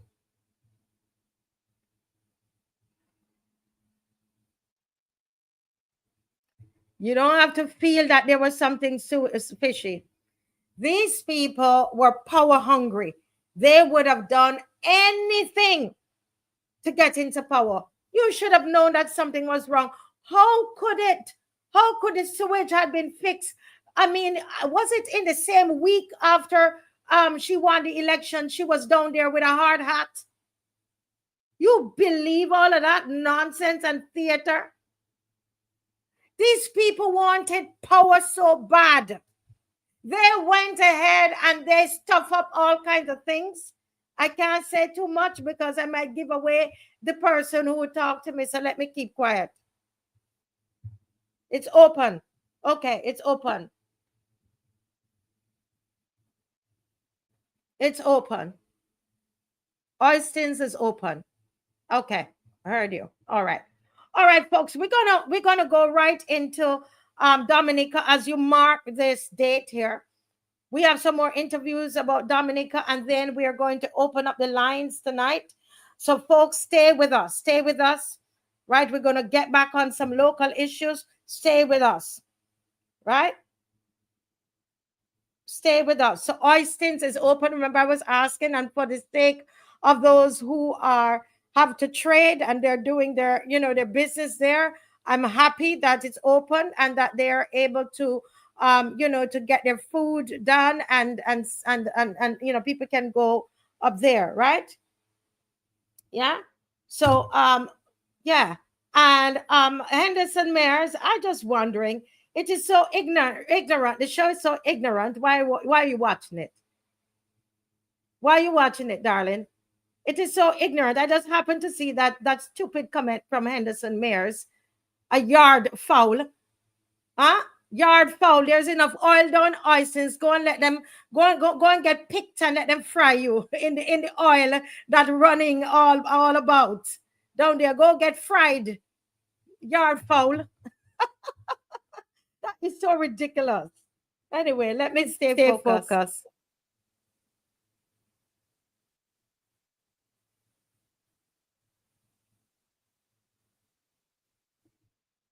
Okay, so Dave has something here about community policing. All right. Okay. All right. So what we are going to do, folks. Okay.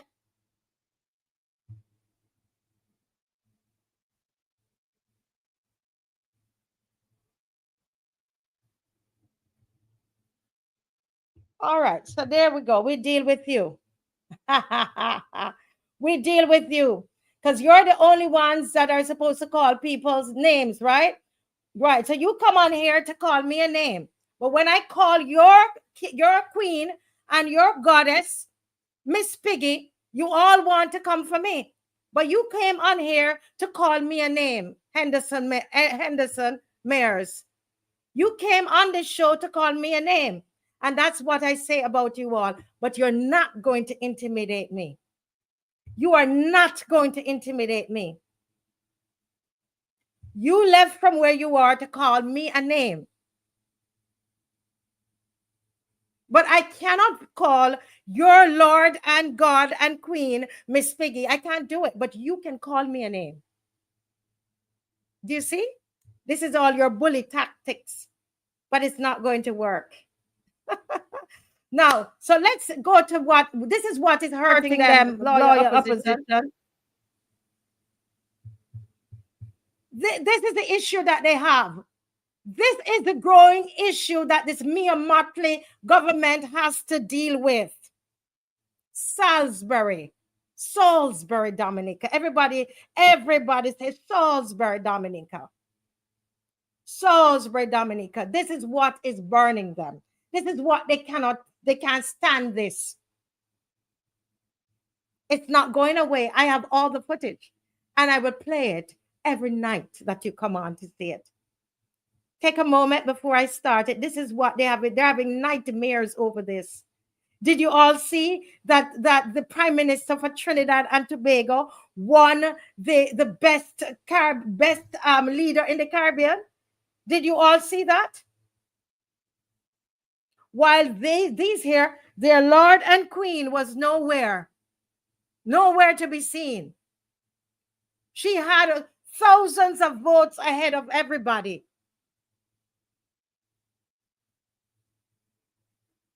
We were not Dominican. I'm sure. Do you all believe those Dominicans voted? I think those Dominicans voted very much, quite a lot.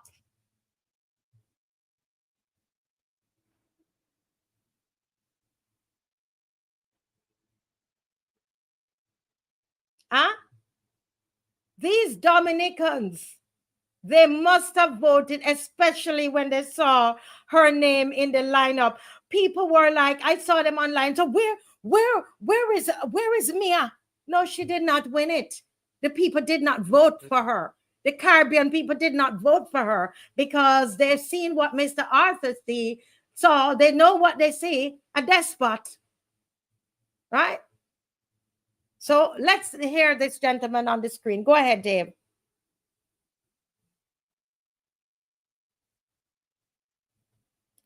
Start. Dave, can you start over, please? Thank you. My fault. Start over from the top. Thank you. Thank you. Well, we're here with Vanti Vidal in Salisbury, in Dominica. Yeah. And I was told you're a big farmer here. What do you do? Well, in Dominica, I would say I'm one of the biggest planters in Dominica. I have visited Barbados already. I know Barbados. I've been there. I'm family in Barbados. Like in Baker's. Place like Baker's Woods and so on. Yes. Barbados, I go there and spend holidays all the time. I have 3 weeks, 4 days. 3 days, 4 days in Barbados, spend a weekend, So here, back home, I plant a lot. I do large scale agriculture. Large scale? Large scale. What are the crops? Well, a lot of sweet potatoes, a lot of pumpkins, a lot of cucumbers, and I do the crops there sometime in a week.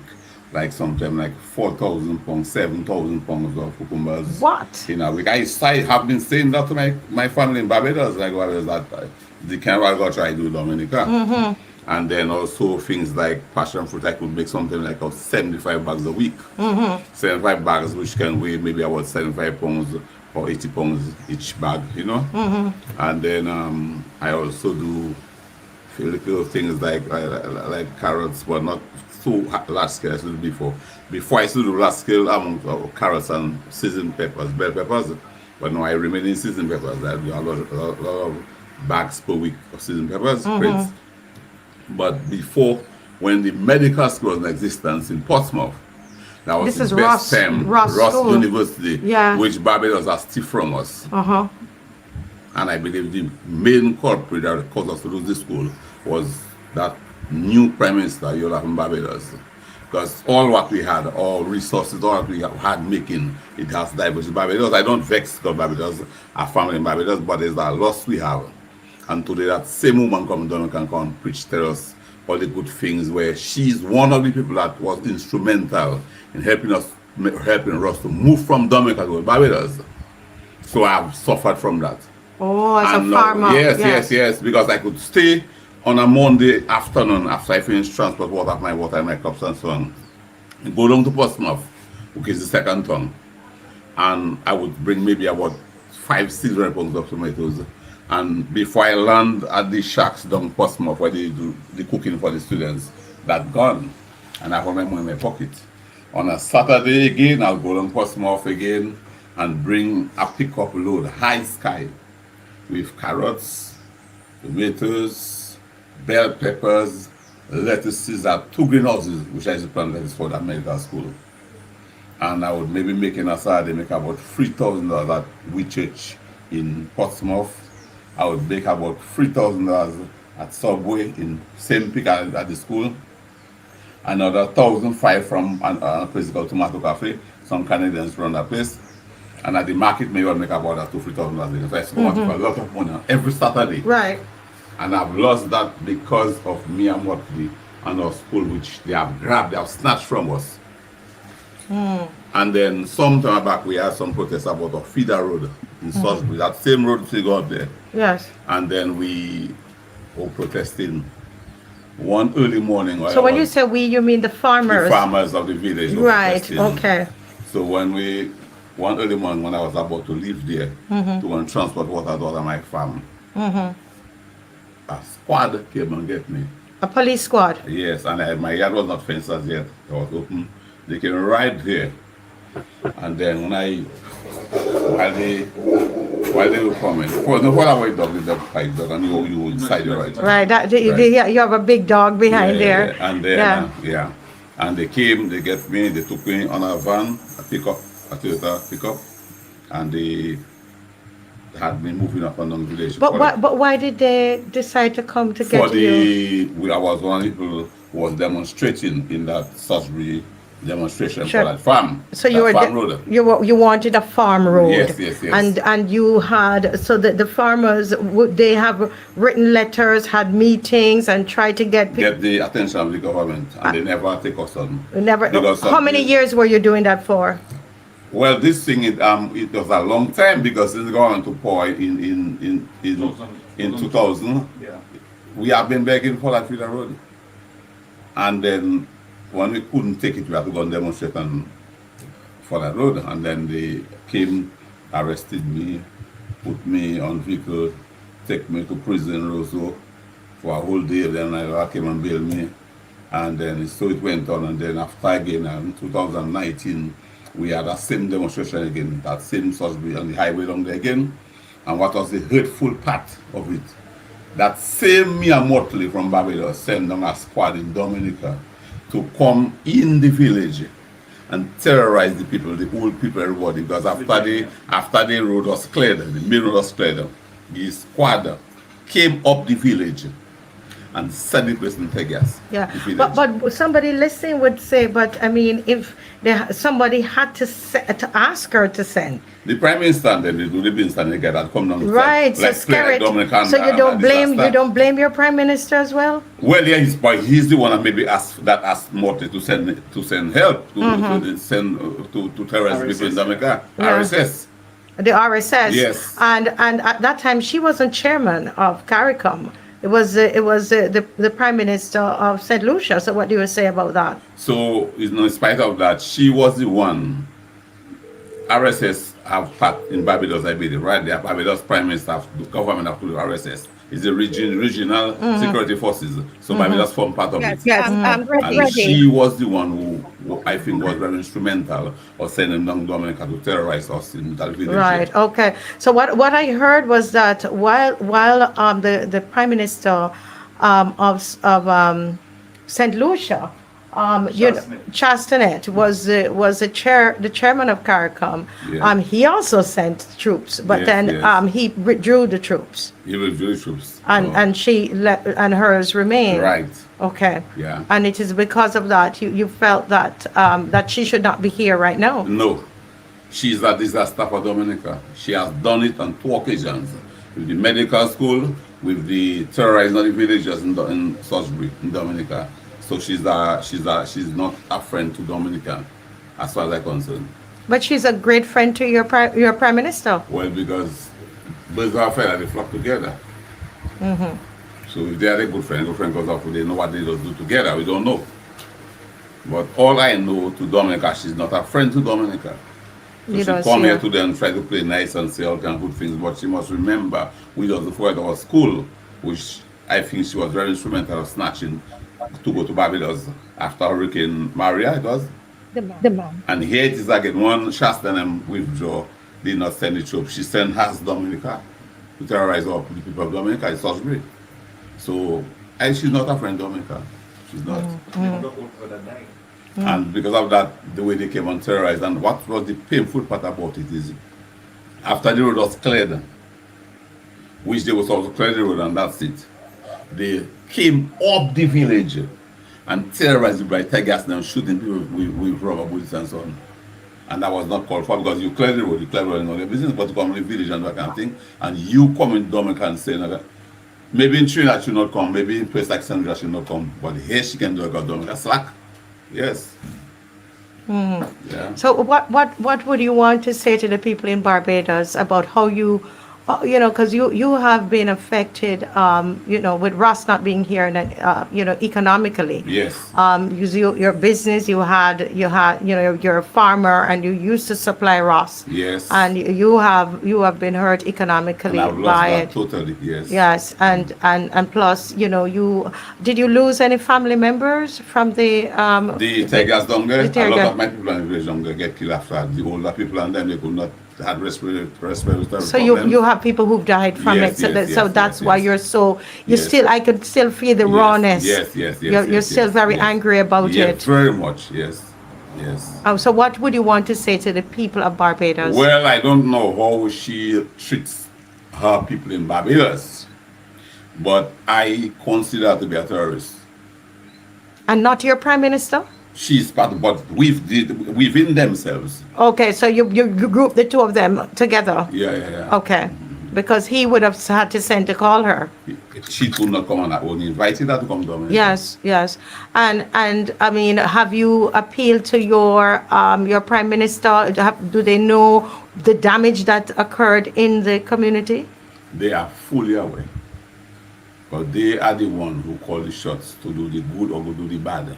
So they are fully aware of it. Nobody should not go. Thank God they're not innocent children. They're not, you understand me? They're not handicapped. They know everything that happens is at their disposal at the others. Mm-hmm. Yeah. Wow. Mm-hmm. Wow. Well, I just, would like to say to you, sorry. I know you've lost loved ones. You've lost your, part of your business. My money. I lose a lot of money, money because if you're telling me, you can ask anybody who knows me in Salisbury or anywhere, maybe on the West Coast, even Marigot, anywhere you go, Roseau, who know my level of agriculture, they will tell you I lose a lot because of when Ross left Dominica. Mm-hmm. Yeah. I lose a lot. And it will be interesting. You know how much money I used to be making a week, I told you? In lettuce and everything. I pick up load every Saturday. And apart from that, during the weekdays, I would send down lettuce down for some customers. And that would amount to something about like $2,000 a week in lettuce. I used to have 2 greenhouses plant lettuce. 2 greenhouses plant lettuce. And it was not enough for the school. And I will lose that. Because of what crooked deal that went down. So the deal, whatever you're alleging that there might have been a deal between the Skerrit and Motley. Yes, because the Ross had no right in Dominica. No right. Nothing, because the students are like the country. It's a peaceful country. It's not a country full of crime. It's a country where they could go in a river and bathe. They could go anywhere and all kinds in Dominica. They were at East Dominica.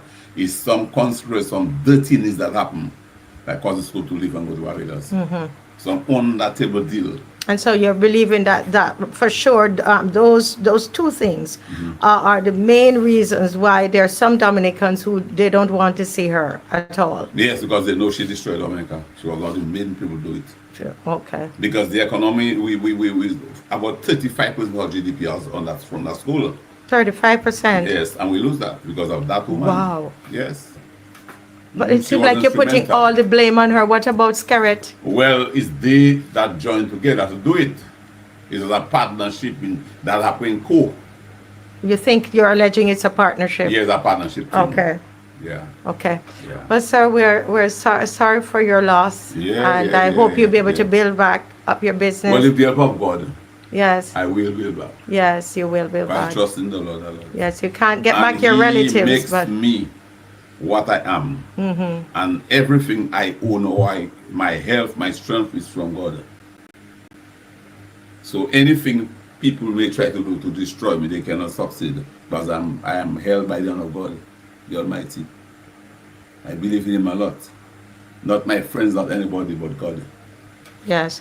Well, I must say as I close that the people of Barbados, majority of them, they don't, that's not, they don't even understand about Salisbury. They don't know what happened here. They really don't know. They might know a little bit about Ross, but they don't know of the people who died and the allegations that it's, the soldiers from Barbados, because Chasnet's soldiers from St. Lucia had gone. They don't know that story. And I think that the average Barbadian who hears that, they're going to say to you, sir, we are sorry. And on behalf of them, I say we are sorry. Okay. Okay? Thank you. Yes, God bless you. All right, you too. Yes. Nice talking to you. Yes. All right, yeah.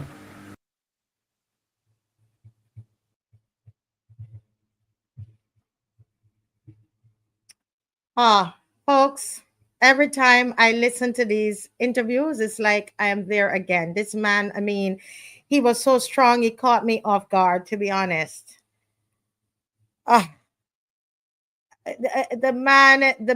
terms that the man is using, terrorists and all of these things, that's how he's labeling this particular person. You know, it was shocking. I was trying to I was like, oh boy, I need to end this interview. I mean, it really it was shocking. But I have somebody here live in the studio because you know, and one of the things I love about what we did was to allow the people to tell their stories. I don't know if Michelle is well enough to jump on, since we're not getting Mr. BABB. If Michelle could come on, if Michelle is watching, just give me a message and I know you can join me. Michelle traveled with me to Dominica. Michelle, if you want to come on. But we have Mr. Johnson Boston. Let me put him in the studio. Mr. Johnson Boston, and he is the chairman of the Electoral Reform Coalition. Welcome, Mr. Boston. It's a real pleasure having you with me in the studio. We met on Sunday, and it was a really wonderful meeting. You were the historian on the scene to give us all the good history, and I'm so happy, sir, that you could be here with us tonight. And you're here tonight because some people are still wondering, Barbadians are still wondering, why is it that there is so much blame being put on the Motley's government? Why Dominicans blame the Motley government so much for what is happening in Dominica presently, economically, and also for Salisbury? But can you give us the history of that you can remember of Mia Motley's involvement in Dominica? Can you give us a history of that? Well, Massy, let me thank you for inviting me to your program. And let me say that we're very pleased to have had you and Michelle in Dominica on Sunday. Well, last week you came in, I think, Friday. I met you. We came in Saturday morning. Saturday morning. Yes. And I met you on Sunday. And I think we had a good time. I mean, the people were very warm in Salisbury. They welcomed me quite, and your colleague quite well. And they were very ready and willing to give their story. I mean, I was there with some of them, and you did not force them. They came on their own and gave their stories. In fact, some people even asked to bring you to them, yes, because I could not come to you, as well myself. And let me say to your viewers, good night to your viewers, and in Barbados, the rest of the region, and certainly in Dominica, there's a number of persons here are tuning, they're listening to the show, and they've always been, tuning in with you. And there are those in further afield who also are on listening. And that's a good vibes, because it is very important to give people an opportunity to express themselves respectfully, and to share their experiences as to what's happening with them, what they want to see done. Early on, you spoke about, and your reporters, about the homicides in Barbados, and I am very sad that this is happening there, but yes, the people and government, the opposition, all has to come together to fight crime, because crime is not good for any country. It's something that would deter investors. It will, create a certain setback for the rest of the society. People become afraid to go to school, to go to work, to go and socialize, and so on. So let me ask you a question. I know you came on very early because you were testing, you're doing all your technical checks, and so you were able to hear about the murders, the homicides in Barbados, even just today alone, the robberies. Were you aware of that before you listened to the show? Well, not of the recent homicides, but I know in Barbados often on you have certain situations that are not really helping the society, the nation. But I got a little more of it tonight, and you actually show pictures and some young people who lose their lives and so on. You spoke about the guy who robbed the garbage man. Can you imagine you picking up garbage and you're being robbed? Yeah. That's something else. So it's not a good sign at all for the society. So all have to come together and educate each other and work towards solving crime. Solving the crime. Well, you know, as I said, we are very, very happy to have you. And so I know that you are the true historian of all everybody that I've met.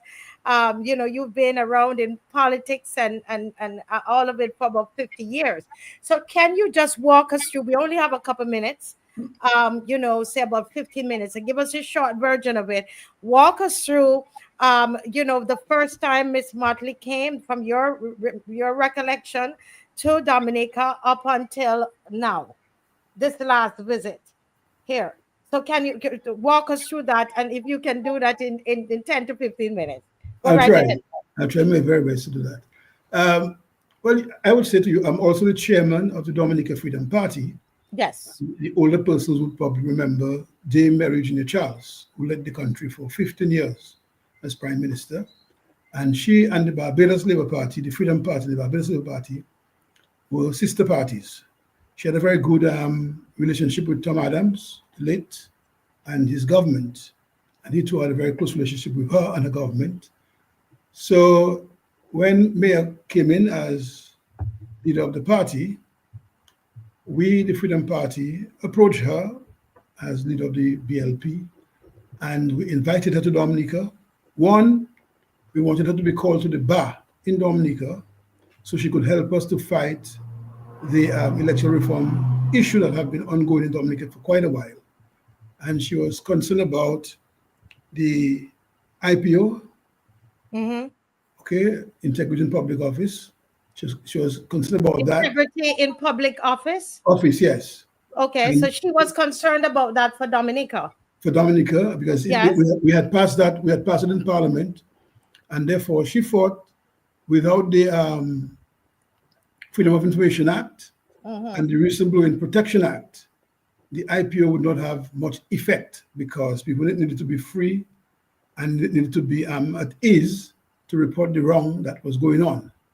So if I could pause you there, because I find this rather interesting that we have none of these. We do not have the law, the integrity, life and integrity law has been passed, but not proclaimed. So it's not really operating as a law fully as yet.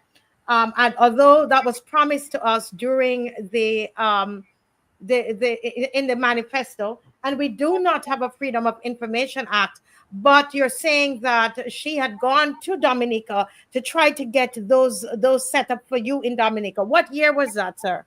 That was 2014. Well, basically, we invited her because we, as a party, we were concerned about electoral reform and the fact that the loophole would be exploited by the incumbent.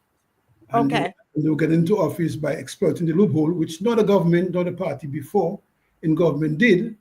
But this government cleverly exploited the loophole to get themselves in power and to remain in power. So we invited her now to have that discussion. And her advice to us was the IPO, Integrity in Public Office Act, could not work effectively without the Freedom of Information Act and the Whistleblowing Protection Act and so forth. And Whistleblowing Protection Act. Because these are things we were concerned about to give greater effect to the IPO. So we invited her to Dominica. She came in, and at the same time, we arranged for her to be called to the bar. I think she had a friend with her, I think is Carrie Seaman or something like that. Carrie Simmons? Okay, that we know that name, so that might be who you're talking about. Right. Carrie Simmons. So they were called to the bar, the two of them in Dominica, and the idea was for them to help us in the court to fight the electoral reform issue. Then she went on public radio to speak to the country. She was also concerned about the fact that Hartley Henry and Peter Wakeham were very close with Skerritt and were one of his, major advisors. and that their whole mission was to take advantage of democracy and and to create that level of the vision in our society. And therefore, when she came in, that was also part of one of the things that she advised us on. And so, lo and behold, because one would know that the Dominica Labour Party and the Barbados Democratic Labour Party were sister parties. And Roosevelt Skerritt, when he sworn in after the 2005 general election, he brought in David Thompson as a guest speaker. He was then Prime Minister, and so forth. So they were close because Hartley Henry and Peter Wickham were members and organizers of the Barbados Democratic Labour Party, and so forth. But when you mean Skerritt, so we have to say Skerritt, so so that people understand, because we have a Democratic Labour Party here in Barbados. Well, our party, the Dominica Labour Party, is Dominica Labour Party. Dominica. Your party is the Democratic Labour Party of Barbados. Yes. Your D is for Democratic, or D is for Dominica in Labour Health, okay, and so on. So Skerritt brought David Thompson, who was Prime Minister of the government of the Democratic Labour Party in Barbados. So he came to address the inauguration of his government when they won, the first term they won. And then when Thompson passed, then Sanders Stewart became Prime Minister. It seems that Peter Wickham and Hartley Henry could not control him. So they had a little fallout, and they left the party and then joined the Barbados Labour Party. And then Motley became Prime Minister, and they're in bed, and so forth. And then they advise Motley now to get in co with Skerritt, because remember, they are in co with Skerritt, the Hartley Henry and the Peter Wickham, and so forth. So when she was called to the bar, there was Anthony Astafan, who is a senior counsel. So let's go back to the year, so that, because you went a little far. So the first time she came, she got called to the bar, and somehow I'm missing the year. With 2013. Okay, got you. 2014. And so Tony was at the court at the time. Tony Astafan, the senior counsel in Dominica, and he sponsored her. And soon after that, now she left. She left us. She went back to Barbados. She got a contract from the Skerritt government to do a consultancy on electoral reform. So she is quite knowledgeable of what we were asking, what we're talking about in Dominica, since she did a consultancy. Now, we never seen that report. They never published the report. And the fact that they did not publish the report is because it was not in their favor. Oh, okay. Because if it's in your favor, you publish. If it's not in your favor, you don't publish. Or you should publish, whether for you or against you, because you're not representing yourself, you're representing people. But it was not in their favor. They did not release it. And then there was a person on the commission, a member of the Electoral Commission, who said the report that she presented did not even worth the waste paper basket. That's how they treated her in that year, and so forth. We don't know how much they paid her. We have never seen the report. So all along, we hold it that she is familiar with what we are going through, what we're talking about, what we want. Because every other country in the region, like St. Kitts and Antigua and these places, they did reform. And the OAS assisted them in their reform. In our case, the government felt if they had the OAS assisting us, they would not be able to wrap around to protect the loopholes that they want to legalize, and so forth. So soon after that, she became a friend of Skerritt, and you heard the guy talk about Ross, but Ross is not really. Ross is a major thing for a number of persons in Dominica. Before you go on to Ross, so we want to just summarize. Somebody said summarize for them. So the first time she came was in 2013. And when she came, she was looking at your IPO. Yeah, Integrity in Public Office. Right. Integrity in Public Office. She was looking at that and giving recommendations about that, right? And advice, yes. And advice about that. And she was also looking at the Freedom of Information Act.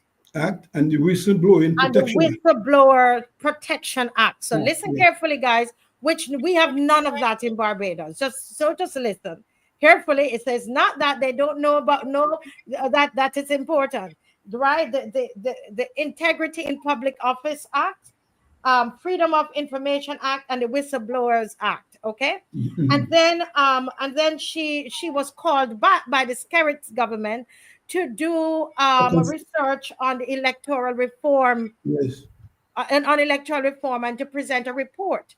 Yeah. And what you're reporting, which we also heard from Hector John, is that this report was not shown to the public. It was not published at all to the public. It wasn't published. Nobody knows. And you are saying, according to what you are saying, that you didn't know, you don't know how much she was paid for it. But the public did not, Dominica did not benefit from the electoral reform report. That's right. That's right. Okay. Continue now, please. Thank you. Right. So as I said, well, we have the Integrity in Public Office Act that is there. It started with about 7 members when we passed it in Parliament. We had 7 members. Prime Minister Skerritt went back to Parliament to amend it from 7 members now to about, I think they have 3 members. 1 person appointed by the government, 1 by the opposition, and the chairman appointed by the president of Dominica. So he have brought it, to a lower level, to less members in there. But we do not have a Whistleblowing Protection Act, neither the Freedom of Information Act. We do not have those acts. And we felt this act would strengthen the IPO, because you need to be free to report. You need to be free to say what you see, with nobody challenging you in the court to sue you and that kind of thing. So if the acts are in place, it helps you from being sued and being in court and so on. So having done that, as I said earlier on, the fact that they did not release the report is because they felt what she did was not in their favor. It was in the favor of the people, the people, and so forth. And if you're a politician, I think the people should be your concern. Correct.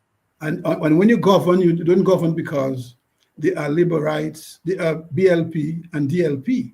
Because when you are campaigning for government, you're a party. But as soon as you win the election, you become a government for all the people. So that's why they hid the report. Now, I just have to, because we remember, the information, so we're kind of slowing it down to make sure that everybody understands it. Pedro, thank you so much for reminding me about that. What you also said was that when she came in 2013, according to your report, you are saying that that she was concerned about Hartley Henry and Peter Wickham, that you're alleging that she said that they were a threat, or they were affecting the democracy of Dominica.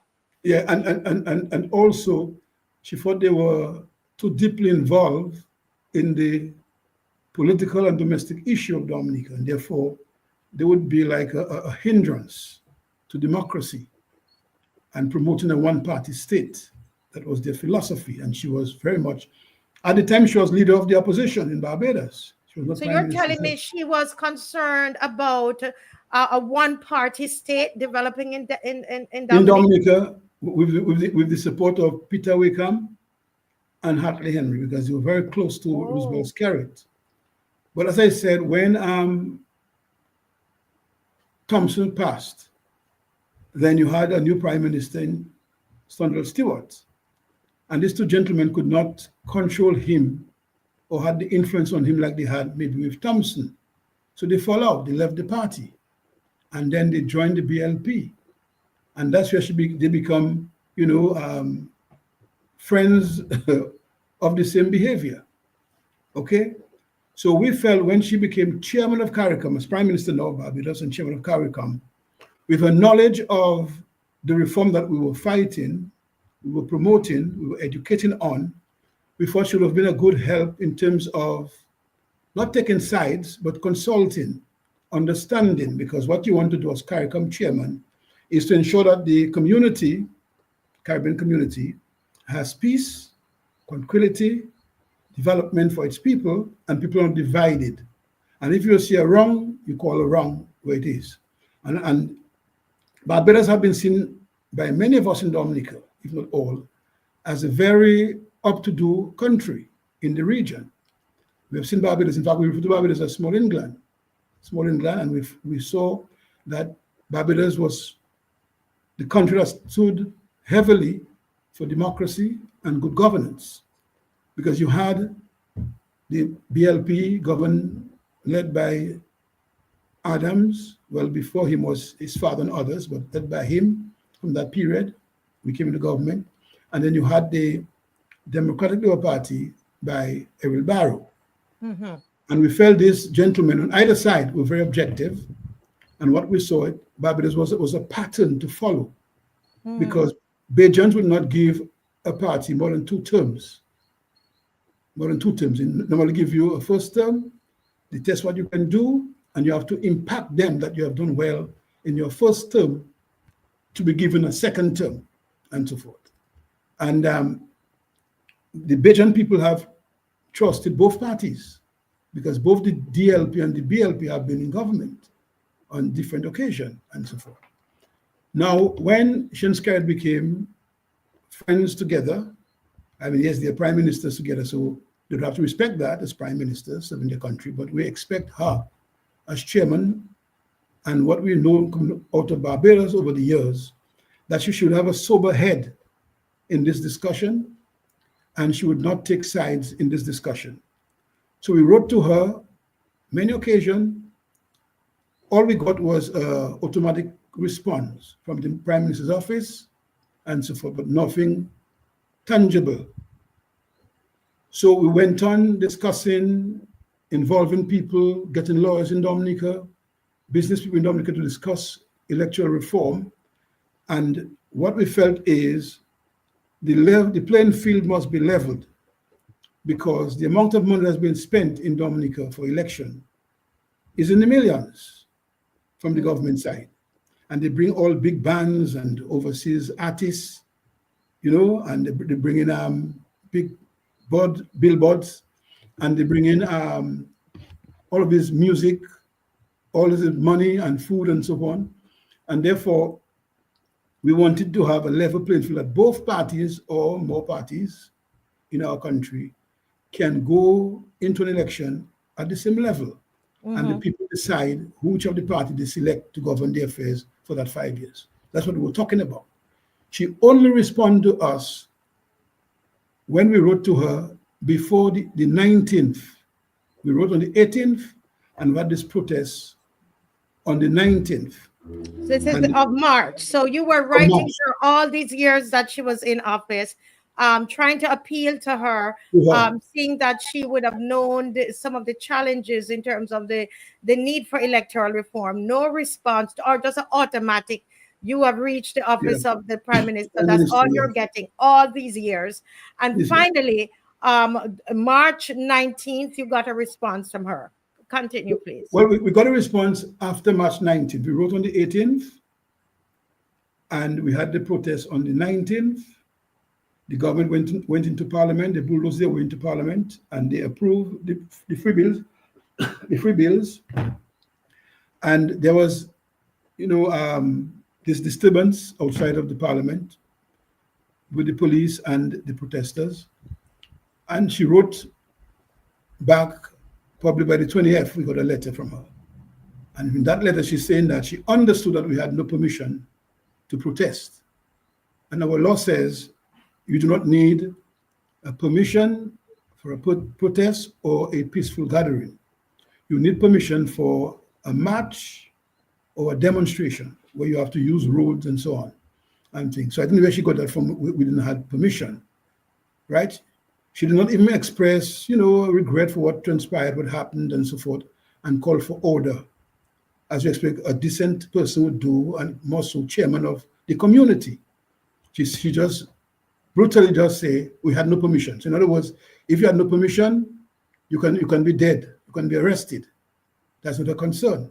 For example, if your child leave your home and your child go to Bridgetown with no permission, when he or she come back, you cannot say, I'll kill you because, or I'll shoot you, or I'll beat you up because you have permission. You talk to the child. Yeah. Can I just stop here just to say, guys, that our laws on protest and demonstration is very different from the laws of Dominica.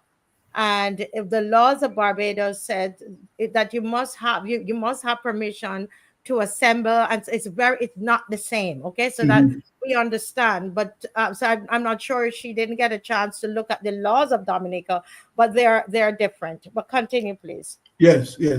So in that sense, we were disappointed in her approach, and we expressed that through the media. And then when we heard the announcement that she was coming in as the guest speaker of the Labour Party, because they are 70 years old, and normally in a civilized country, while you are separate parties, when there's an occasion for a party, more so 70th anniversary of a party, the other party or parties will congratulate you and wish you well.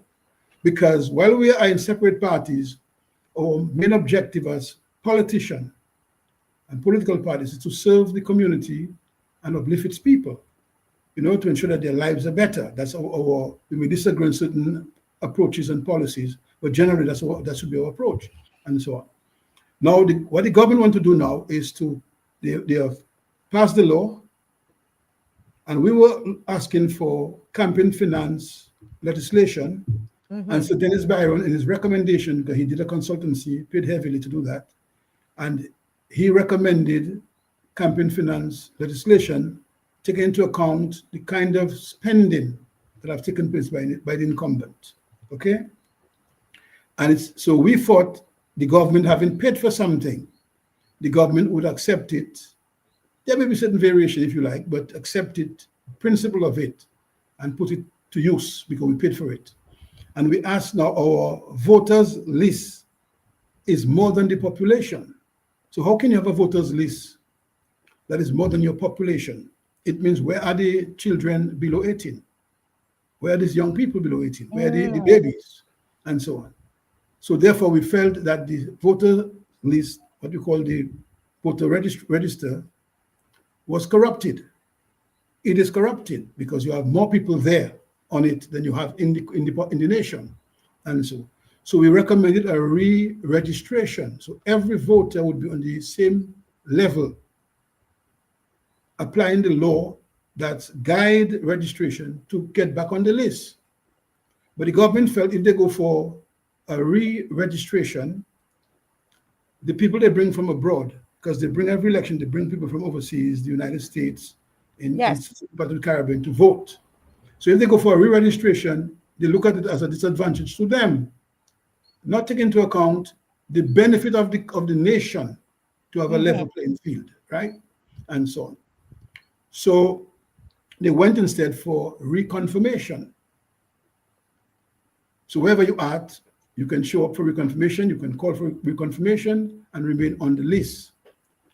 But now we are seeing a move by the government to call an election, a snap election, because the reconfirmation in the law would give 15 months for it to take effect, 15 months.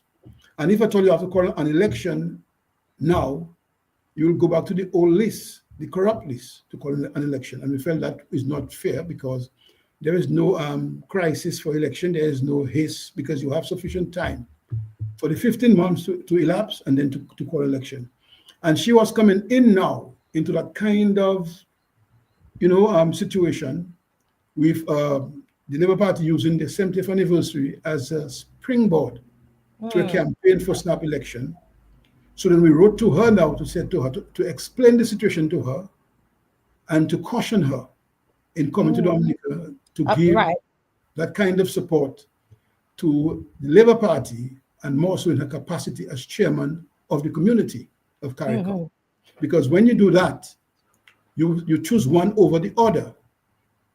And when you're chairman of CARICOM, you're like the prime minister of the community.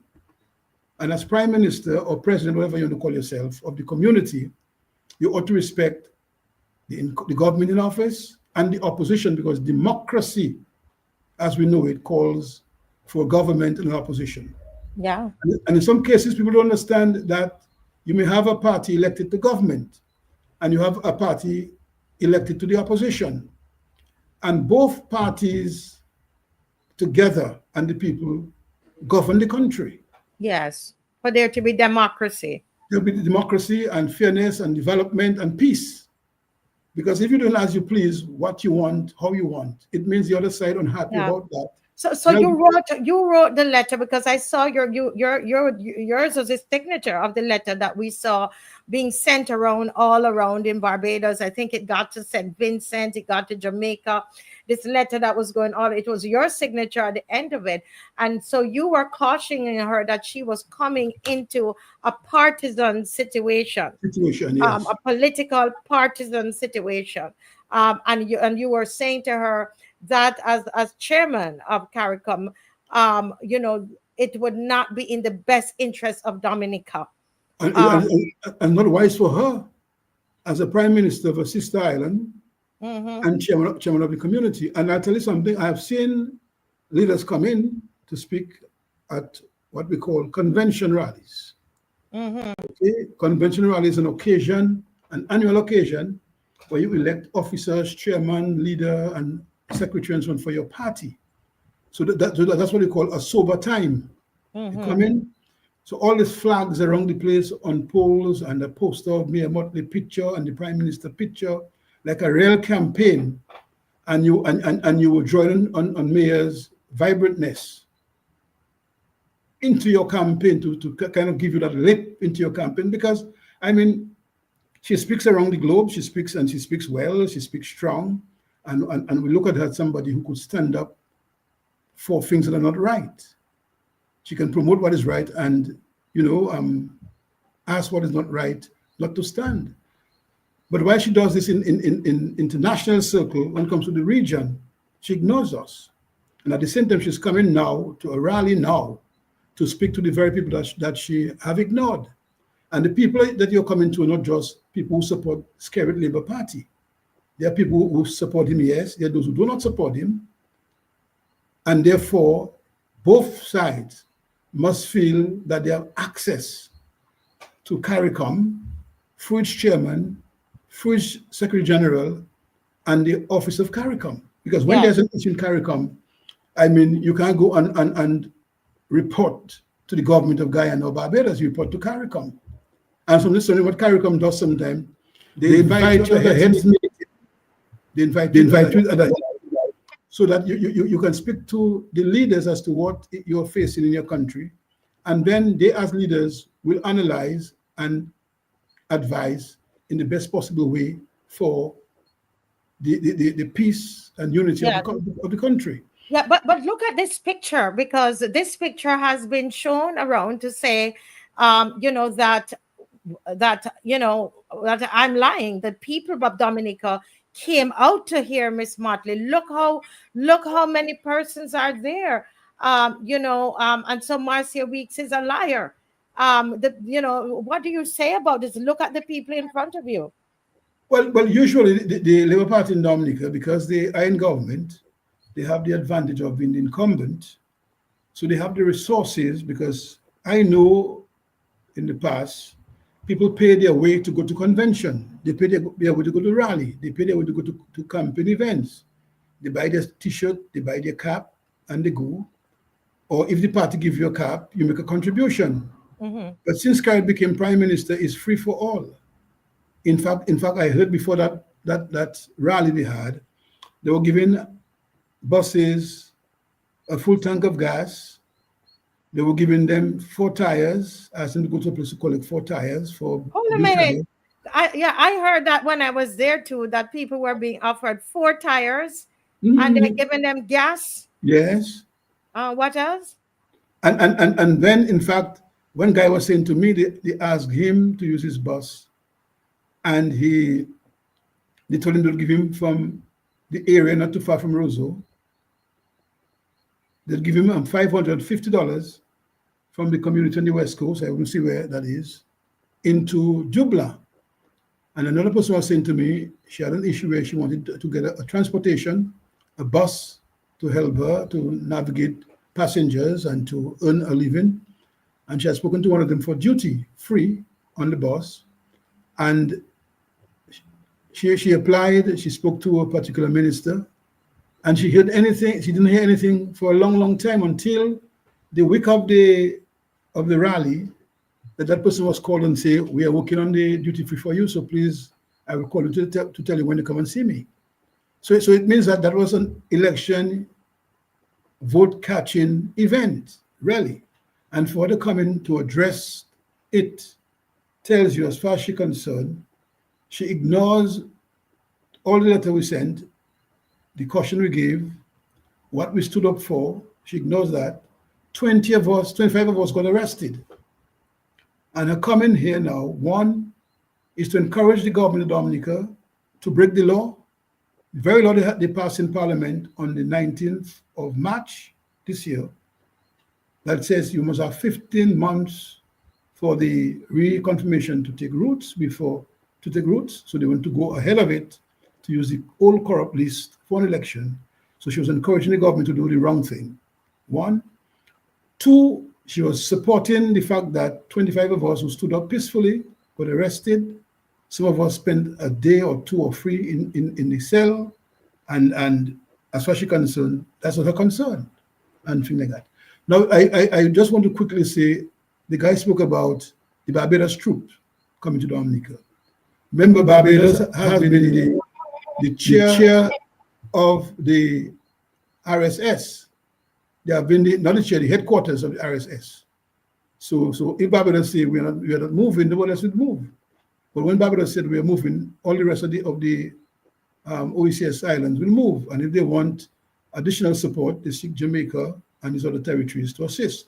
But so you're saying that that's the norm, that is what normally happens? Yeah, so even if Shastny was chairman of the OECS, yes, they would have discussed, but the Barbados is the headquarters for the RSS and so forth. Okay. Yeah, they're the headquarters. Mm-hmm. So the heavy burden of movement comes from Barbados and so forth, because they are the head of the RSS.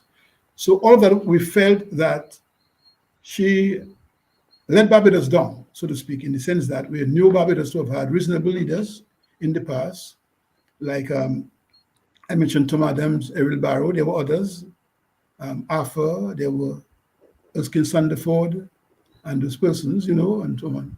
And so we have always known Barbados to have reasonable leaders who did not jump into things without investigation.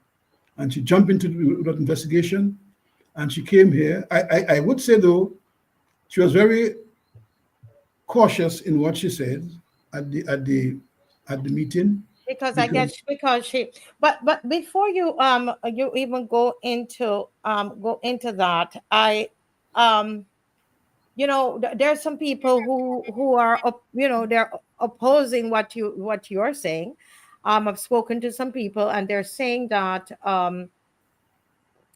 it's America, that America is behind this wanting Skerritt, that America is infiltrating and wanting Skerritt out of office. America? This is what I'm going to look for, the exact thing that Well, what I can say, though, the United States and many other countries in North America and Europe, they are very much concerned about our CBI program. Mm-hmm. Okay? They're very much concerned about that.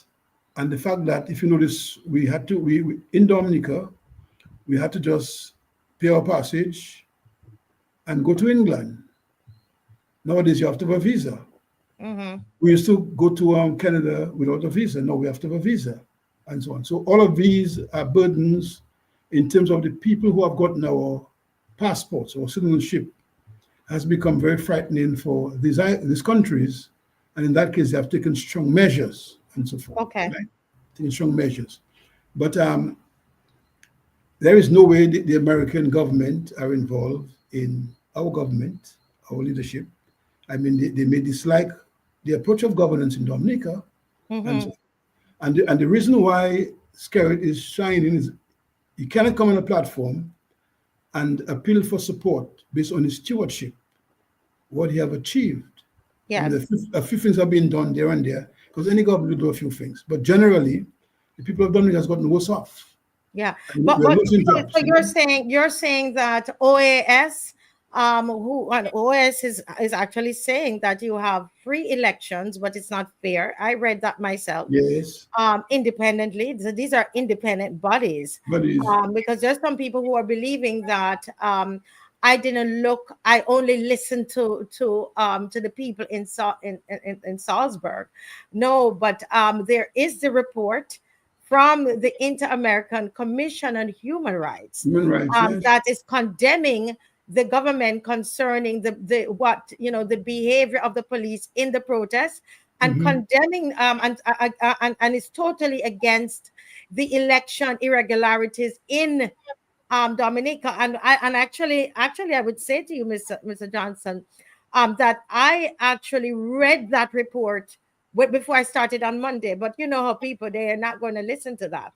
I read from the external bodies, not anybody in Dominica, just so that, and you know, but then they're saying those are American organizations, that the Inter-American Commission on Human Rights, the Organization of American States, that they are against Skerrit because of you know, I'm not sure why America would be against Skerrit. They didn't tell me that. Well, I don't know what they're talking about, because the picture was all about the videos for everybody to see. So those that did not see it, did not want to see it, and those that did not believe it had something, you know, blinding them, and they had some other motives. But it was all exposed. And the Inter-American, you know, and also the OAS, these are, and the UN and so on, these are organizations that we have signed up to. So we have agreed with a lot of the church. So they're not right. These are you have signed up to these organizations. No, but why is it that they're also saying, somebody sent this is what I'm speaking to people who have an opposing view, and what they're saying is that nobody really died from the tear gas in 2019. I mean, we met people who said their relatives died, but why are they saying that nobody died? Well, after the tear gas was used, the older persons had, you know, issue in breathing, and it affected respiratory thing and so on. So in that case, they didn't die the same night of the tear gas. But a couple of days after, some of them, you know, yes, to come to that. So people have to understand that. I mean, if you are 80, I mean, look at the lady you all interviewed, the 83 or so year old lady, and she said that is, I mean, she got caught in her own home. And she didn't know where to turn, where to go. Is a nephew who lifted her up and went with her. But they're saying at 4 a.m., everybody that we interviewed, at 4 a.m., they said that the police cleared the road. Yes. They cleared the road. But this person is saying that the reason the tear gas was inflicted on the people is because they incited violence. At 4 a.m. Do you know anything about that? Because I remember asking that question.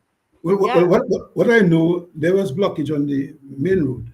Right, okay? in the day. The Edward LeBlanc Highway. Okay, there was blockage there. So there was a little struggle between the police and protesters there. But when the police were able to unblock it, vehicles were flowing. At 4 a.m. Vehicles were flowing. But what they did, they went now in the village and did the tear gas thing. So most of because sometimes you might find the younger persons might be up. But up. Generally people were sleeping. Let me just call folks, we have not been opening the lines because we've been so heavily, you know, involved in this discussion. But we're going to open the lines for you to call in to the program. So those of you who want to call in to the program, you are free to do so at this time. All right. And now talk to us about Ross and give us a timeline on Ross and Barbados. Can you do that? Well, Ross is what you call a homegrown university, right? They started with a couple students in one little building, and they moved to another building, and then the government worked with them to get the Portsmouth area where they expand, and they had just done a new expansion just before the hurricane. Now they had some challenges which they, when in discussion with the Prime Minister of Dominica on, and they came to a meeting and invited him, the team, and the Prime Minister sent a lower level person to meet with them, and they were very upset about that. That if you like, probably hastened the pace of there, because the young lady from, I forgot her name now, Ross, she said they got more cooperation from the Barbados government than the Dominica government. So a lot of blame has to be put on the Dominica government for allowing 45% or so of our GDP to escape us, and so on. Almost like the Prime Minister of Dominica give up something with no real battle. He just decide, okay, you want to go. But if you understand the value of Ross to the Dominican people, the gentleman told you the amount of agricultural and vegetable stuff he supplied to Ross and the area generally where he made his money from, and losing that will always give you some level of bitterness and so forth. And therefore, our Prime Minister has equal blame to take for how we treat the whole Ross situation. So there were some challenges. I mean, we do not have an international airport in Dominica, but the airport we have facilitate people coming in and out. The government put some lighting at Melvin Hall and so on. But putting the lighting and even extending the runway in itself doesn't help. You have to have a package, and the people must feel that you are engaged with them, and where they are struggling, you are so kind to them that they understand they have to make those sacrifices. But the Ross students were very settled in Dominica. In fact, people built homes. And how long were they there in Dominica, Ross? Over 40 years. Over 40 years. So they were there over 40 years. So Mia Mottley came into government. Well, she won the election on May 24, 2018. So take us from there. She won the government. She sworn in, I think, on the 25th or something like that. I think it's the 25th. 25th, and I think so. Somebody can clarify. Well, I know there was some celebration on the 25th. That I know. Right. But a couple of days after that, Ross was in Barbados, and I saw Mia myself on an interview when she said that when Ross approached her to continue coming to settle in Barbados, she called her Minister of Education, her Minister of Home Affairs, and the Attorney General, and they sat down and immediately worked out Ross relocation. I saw her said that. I don't have it recorded, but I saw that from her speaking to the press in Barbados on Ross. And so a number of persons have never forgotten Ross, because Ross, as I said, started very So what date was that? Because I was when I was there, I was told that they know that it was announced either to you in Dominica or to Barbados on May 31st. Yes, which would be days after she could have won the election.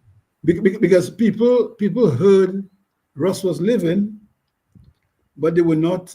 It was not confirmed. So it was almost like what we call that, like a rumor. Like you're hearing that Ross is going, but it was not confirmed, and people were asking for the Prime Minister to clear the air until a day or so before Mia Mottley came on the air to speak about it. The Prime Minister came, and he just said that Ross will be relocating to Barbados. So you're saying, do you believe that? Are you one of those that believe that the negotiation and determining where Ross was gonna go, in your mind, do you think that it could have happened in those those days. I mean, because she would have gotten into office the 25th, and to government, and I mean, would her government have been able to plan all of that in that short space of time? Some people say that it's the way it happened. It looked as if that there was some prior arrangement between our Prime Minister and Mia Mottley, even while she was in opposition. Okay, that's what you're thinking that might have happened. Yeah, but we don't know. That's why it moves so quickly. But normally you have the two governments would negotiate with Ross and would speak, and if Ross make up their mind to go, they go. But to me, we almost did not have a resistance from our government. In other words, our government didn't care, because as far as they're concerned, if you are dependent, then they have your vote because you depend on them for handout, and therefore, because of that, you'll have their vote. But if you're independent and you don't depend on government for handout, you can manage your own affairs. It means all you look to the government for is for infrastructural work and how it govern the country, and then you may choose or to give or not give a vote, and so on. But there was so if you're poor, you depend more on the government, and so on. So that was the kind of mindset, or that is the mindset of this government. And I should say to you, Massy, and to your viewers, that the Electoral Reform Coalition is not a party. Okay, it's law-abiding citizens, patriotic citizens, decent citizens with family, who are employed, civil society organizations, and the parties that came together to form the Electoral Reform Coalition. And that group was formed November 2022, when the Prime Minister called a snap election. Then, because we had an election in 2019, election is due every 5 years. And here it was, after Sir Dennis Bryan wrote to say that he would submit his report in the first quarter of 2023, the Prime Minister had he addressed the nation on the 3rd and all of that. There was a disaster in the east. And when the Prime Minister came on the 6th to address the nation, everybody thought his focus would be, that's the 6th of December, before the focus would have been on the disaster that took place in Lapland, where people home got flooded, they had landslides and so on. Lo and behold, he called for the House to be dissolved and for there to be a snap election and so forth. And he knows that he has the resources. He can pay for vehicles to bring you. He can pay for music to come, bring all artists. And I'll tell you something, in 2019, they brought hundreds of Dominicans who live abroad to vote, because there was a competition in the election.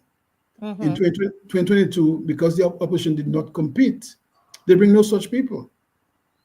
So if these people are doing something that is healthy and helpful to the society and our governance and democracy, you'll make the sacrifice at any time and come and vote. But you only came because there was a competition between the government and the opposition. In 2022, there was none. You didn't come. So that's what you're saying. Now, these people are used to give the government what you call the marginal seats. Like their seats, the government would not win. I know a guy was saying to me, he was a Labourite, but he left. A Dominica Labourite, he left. He no longer supported him. He said to me, in his constituency, the lady who was contesting that seat, she had about, when they did their paperwork and their 1 in 20 work and all of that, she was leading them by 200 something votes. And they brought in over 400 votes in that community, and she lost.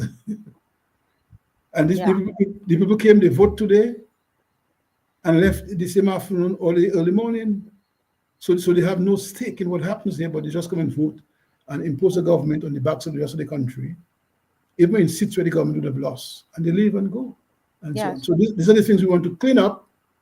And we're saying CARICOM role is to help to clean up those things, not to become a boy and girls and boy club that they meet and talk and have drinks and that's it. No, it's more than that. And I'll give you the example though, when Miss Chas was invited to speak when she was Prime Minister in Dominica, to speak at a rally, and that was a convention rally in Grenada. But at the time, she was chairperson of the OECS. And she told our sister party there, I'm sorry, I cannot take your invitation, accept your invitation, because I am chairman of the OECS, and therefore I can't come and promote one party over the other in a member country. So this was Prime Minister Charles. Prime Minister Eugenia Charles, yes. Eugenia Charles. Yes. And so she was in a similar situation, but she decided not to address that rally. So what she did now, because we are sister parties, somebody in the party, a minister of government, went, but not her. She went, not her. And then when in St. Vincent a couple years ago, when Mitchell party, Sir James Mitchell party won the majority of seats, and Ralph Gonsalves party, the Unity Labour Party, won the popular vote, Ralph felt he was given the right to govern. And there was argument back and forth, and the peaceful transition, the peaceful operation of governance in St. Vincent was disturbed by that, until the OECS and CARICOM from a delegation went to St. Vincent and brought both parties on the table and discussed. They didn't bring Sir James Mitchell party, who was in government, and they bring Ralph, who was in opposition. They brought both of them. And lo and behold, they resolved the matter. I mean, if you follow what happened in Guyana with the Guyana election and so on, Mia Mottley has self-made statement on that the Guyana electoral thing was not properly aligned, and therefore it would create, because you remember the election in Guyana, it created a big delay, days to determine who was the winner. Because why? The election voters lists are corrupt, and she made a statement on that, and so on. Yeah. So we expect that kind of pattern to continue to be alive. So we need to, it's something that needs to be cleaned up in the region. Well, here we have a caller on the line. Caller, good night. Welcome to the Massy Week Show. Yes. Yes, good night, ma'am. I'm welcome to your panelists as well. Yes, sir. I must say that the writing is on the wall, and Guyana, Barbados, Dominica, and persons who I believe are, I would say, targeted, because the word targeted is not a too bad of a word to use, especially when you have a conscious and a collaborative or intentional gathering of minds that you could see working towards the stabilization of those countries. And what I am seeing, or what the Dominica experience has shown, is that the destabilization tactics that you see in Barbados, and the reorganization of boundary lines, and the strategic way of disposing or displacing, that's a better word, certain candidates, and the influx of people strategically, as well as the pre-crossover, I call it the pre-crossover atmosphere that was stirred up at the last pre-election, by-election there. So the strategy is the same, but I think what people are not seeing is that parties around the Caribbean have to be more militaristic. When I say militaristic, I'm not talking about literally army per se. I'm talking about the mindset. And it shows that what strategies are being used and the type of people that are being used must be upgraded. When I say upgraded, in terms of the strategy to demystify or decode the nonsense that is happening. It is unfortunate. I give my, how should I say, empathy to what Dominicans went through. But what Dominica has went through is only a replica of what Barbados has went through, and it's probably on the verge of trying to go through again. And the reason I'm saying this is because when you can see a Attorney General in Broad Street, or wherever it was, because I'm not sure where it was, hitting his mouth or teeth as usual, and I think there was another robbery, I think, wherever it was in Barbados. Where I'm going with this is that it is not a time for dancing and shouting and merriment. Don't pretend that it is time for merriment. We can see clearly that the boisterous or bold attempt of the Prime Minister Barbados to go down into Dominica was indeed how to say, out of place. And Caribbean political operatives or persons who are running parties cannot now be caught off guard after it's like being tricked once, twice, and then 3 times. To say no, we have to say, you know what? It is clear what strategies are being used against us. How do we mobilize to combat them or to stop them? That has to be the discussion around the Caribbean going forward. Yes.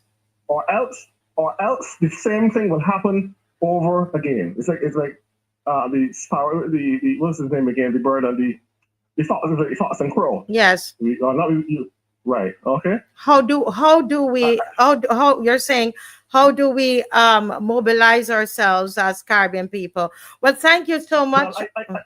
Well, I thought you were asking. Okay. Yeah. Oh, I thought you were asking. No, I was just summarizing your question. So I'm going to let Mr. Boston give a quick response to that while we leave the lines open for others to call. Thank you so much for your input, sir. Yes, I must thank the caller for his input, and there's some who made some very good remarks. I was reading there. I want to thank them too. But to say though, what I know of is persons in the past put themselves forward to appeal to the voters to vote for them and their party to be in government. And when the voter vote, wherever you end up, whether in government or opposition, that's where it works for in 5 years you're there, hoping that you and the government can work together so that your ideas, your advice can be accepted in the interest of the country and its people. What we're seeing now is people have used the democratic process to get in there. And when they get in there, before they get there, the path they take is to give you all kind of fancy talk, and didn't say to the people, well, when I get there, I'll raise my salary. When I get there, I will do this, I'll do that for myself. They make you feel that they'll look after you. And when they get into government now, is when they see they need a big salary, they increase. Is when they see the thing, and then what they try their utmost to do is to muzzle opposition, whether you are just a person who oppose on your own, or whether you're an organization who oppose or a party who oppose, because they're not in it for service of others, they're in it for themselves and so forth. And therefore, the caller is right. They form these alliances to do not the right thing, but wrong things that affect their people and the region. And that's something I think we as kind of people in politics and in countries must not take sides in the sense that we just blindly support. But when I think is wrong, we must say it's wrong. We shouldn't be shy about that, because the more you hide yourself and the more you give false support to persons who are doing you mischief, is the more they do you mischief. But if they see you, because democracy calls for what they call participatory democracy, calls for people's involvement at every level. Yeah. Dave Haza, thank you so much, sir. And we just have another 7 minutes in this segment. For the end of the show, actually, at the end of this segment. Dave, if you could show that video, because this caller is asking, what do we do? But let's show this little video. It's a short video. Go right ahead, Dave. No video?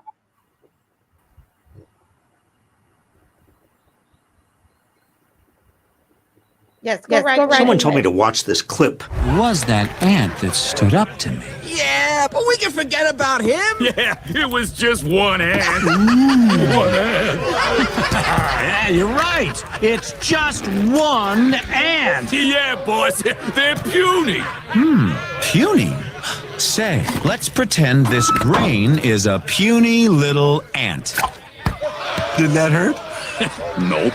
Well, how about this one? Are you kidding? Well, how about this? Wow. They put this in a children's film, huh?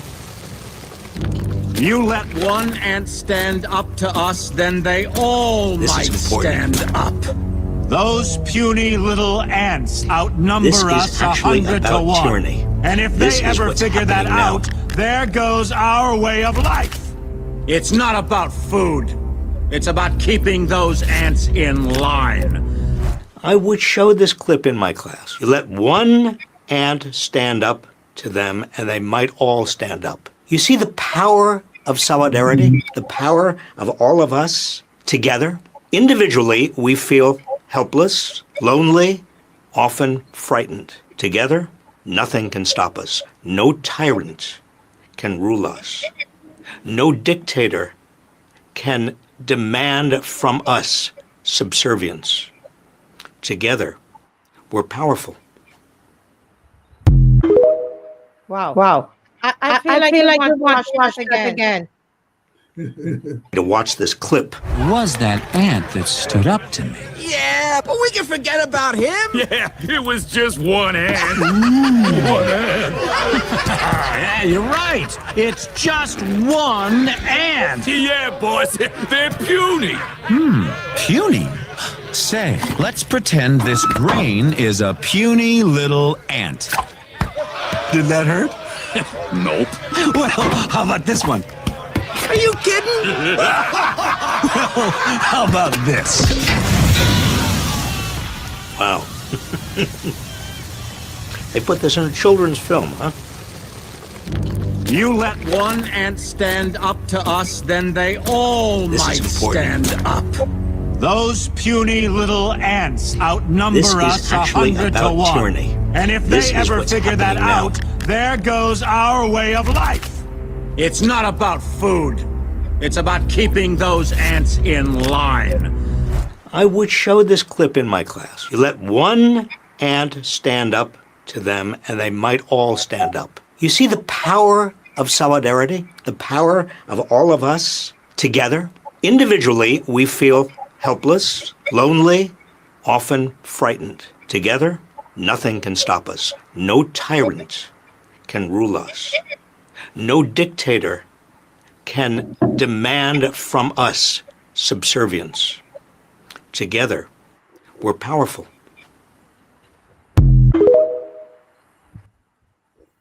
Wow. Interesting. Yeah, very How much do so. you interpret that in terms of what's happening in Dominica and then by extension the region?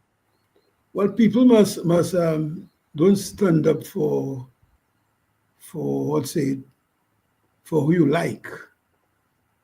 You must stand up for what is right, and you must look at things in terms of governance. That you elect no one to become a dictator, to bully you, to victimize you. You elect somebody to represent you, to lead your country, work with you to make a better place for you and your family, so you can live in peace. And that's how democracy survives. But if you feel, oh, I don't like him or I don't like her, and therefore I don't care, and I like her, whether she dumped me into the ravine, I don't care. It's like then we're putting ourselves in a very dangerous place and so forth. And I think this is what we must promote in the region. And we'll have parties. We must unite as parties. We must unite as people, and we must take our countryside, take the side of our country and its people, not the side of politicians who would use you, divide you, so that they can just ride over you and gain for themselves. Yeah. So stand up. Don't be afraid. Stand up. Like when you were speaking earlier and you said some people didn't want to show their face. We have that same thing in Dominica, you know. The same thing in Dominica. I mean, there are some constituencies like Salisbury and Marigot, these areas. They are very brave people, and they have been so all their lives. They have stood up for what they believe and support what they believe. But there's some areas that they'll speak to you on a one-on-one, but openly they will be a little shy to do so. I think people must stand up. And if you stand up, then obviously government will do better, because they'll see you are watching them, you are assessing them, you're keeping them on their toes, and so on. But people feel it's only the opposition that must watch the government. But for the opposition to be effective, to watch the government, you too as a citizen must be watching, must be lending your voice, and have the courage to say when it's right and when it's wrong. And if you can do that, you have really give up your responsibility of building a nation together. Yeah. Well, that's a good note to end on. It's 9:59. March, and never falter. And as we are closing out, I want to read your comments, the comments of those who have been watching. What did you learn from that little video that we played? If everybody type something in the comment section. Yeah, type something in there. All right, next week, Saturday, 10 a.m., we go out to march, and we are marching for serious legislation. We are calling on the government of Barbados for serious legislation to tackle the crime issue in Barbados. This increase in crime, increase in homicides, increase in robbery. We are taking up our position.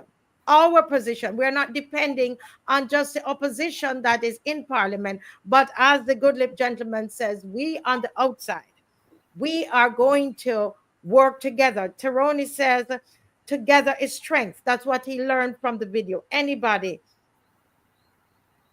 learn somebody from Dominica said opposition in Dominica need to stand up and show up. Scarab will be voted out. Yes? Anybody? Somebody wrote here, the ruler will go out to stop one ant. And I want you to think about that.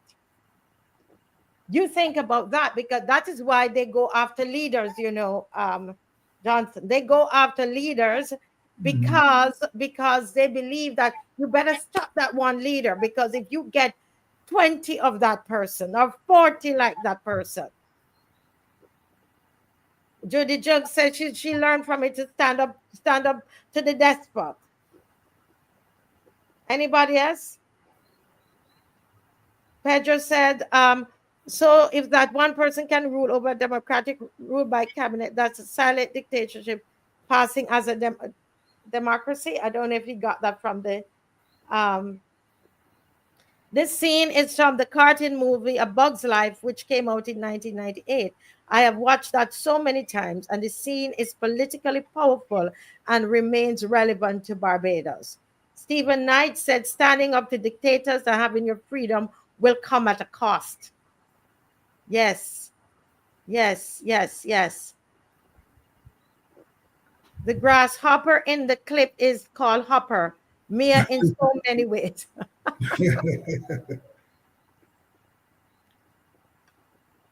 When they go after the opposition, they go after opposing people. This man you see on the screen, although we're closing off right now, he is, you know, they arrested him.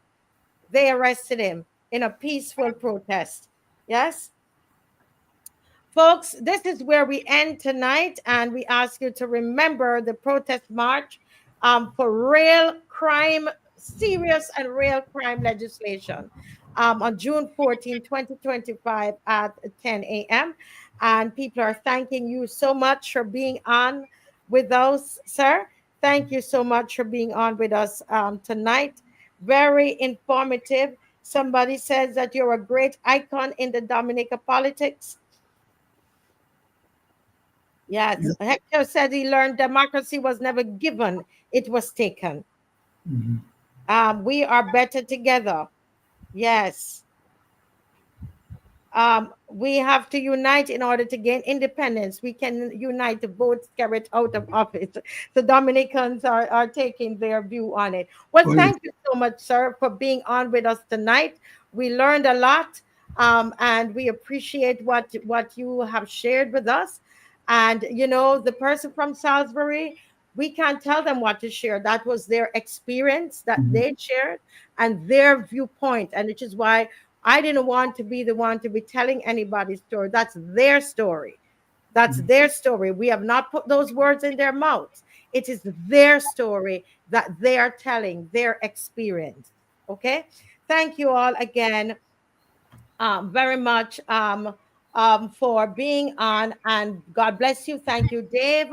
I'm so sorry we did not have Mr. ALWYN BABB with us as I had advertised, but we still had a great show. All right. God bless you, and see you on Sunday. See you on Sunday. I don't know if Dave, do you have any music? Promise us a better tomorrow. Tell me that it's suffering done. Me attack the vote and let me down. Me attack the vote and let me down. She did only want little dealing, big contracts and not corruption. Me attack the vote and let me down. Me attack the vote and let me down. Barbados is too small for me. My pocket full, now you and job they promise me. And a girl like me want power and more money. You cry transparency, but that's a no for me. Promise us a better tomorrow. Tell me that it's suffering done. Me attack the vote and let me down. Me attack the vote and let me down. She did only want little dealing, big contracts and not corruption. Me attack the vote and let me down. Me attack the vote and let me down. Dancers, come forward, walk out. This one I got worldwide. Just days after former government backbencher Ralph Thorne crossed the floor, he's taken the oath of office as leader of the opposition. Cross the floor, let me do it some more like Ralph Thorne. Ralph Thorne. On the other side, cross the floor, cross the floor, cross the floor, let me do it some more like Ralph Thorne. Wait there, Ralph Thorne. Dancing, come back again. Our turn is the latest trend. Everybody know link up my friend. This one designed to be. And more will be left over. Dancing, come back again. Our turn is the latest. Are these trips so important? Link up my friend. This one designed for the living and men. Yes, I'm for real, member. I am for real. Don't let me talk out your business. Don't let me talk out your business. All right. And I can't decide, so I'm moving with the die. Cause I'm ready to mash up the body. Oh gosh, I can mash up the body. So let me do this now. Cause I'm ready to mash up the body. Oh gosh, I can mash up the body. Yes, yes. So let me go now. Cross the floor, cross the floor, cross the floor. Let me do it some more like Ralph Thorne. Ralph Thorne. On the other side, cross the floor. There has to be some order here.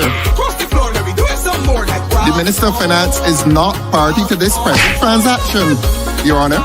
Ask him to keep quiet, please. And I say to you further, Mr. Speaker, that my conscience, my location here is related to my conscience. I said it last year. It is well with my soul. Take a wine on the left side, and I can't decide, so I'm moving with the tide, moving with the tide. Take a wine on the right side, take a wine on the left side, and I can't decide, so I'm moving with the tide. Cause I'm ready to mash up the body. Oh gosh, I can mash up the body. So let me do this now. Cause I'm ready to mash up the body. Oh gosh, I can mash up the body. Yeah, yeah. And let me go now. Cross the floor, cross the floor, cross the floor. Let me do it some more like Ralph Thorne. Ralph Thorne. On the other side, cross the floor, cross the floor, cross the floor. Let me do it some more like Ralph Thorne. Ralph Thorne. That is my man, so whether he cross or in cross, he will always be there for us. I came to a point where I had to take the decision that if my philosophical and political views do not accord with those of government in terms of its legislation, in terms of its policy, the relationship becomes untenable. That maths nor English, English, English, English, English. Pretending to be good, I pretending to be good, just pretending to be good. I pretending to be good, I just pretending to care about people. I just pretending to care. That maths nor English, English, English, English, English. Pretending to be good, I pretending to be good, just pretending to be good. I I pretending to be good, I just pretending to care about people. I just pretending to care about people. I just pretending to care about people. I just pretending to care about people. Pretending, and I'm pretending to be good at maths nor English. I just pretending to care about people. And I'm pretending to be good at maths nor English. I just pretending to care about people. I'm pretending to be good. And I'm pretending to be good at maths nor English. I just pretending to care about people. And I'm pretending to be good at maths nor English. I just pretending to care about people.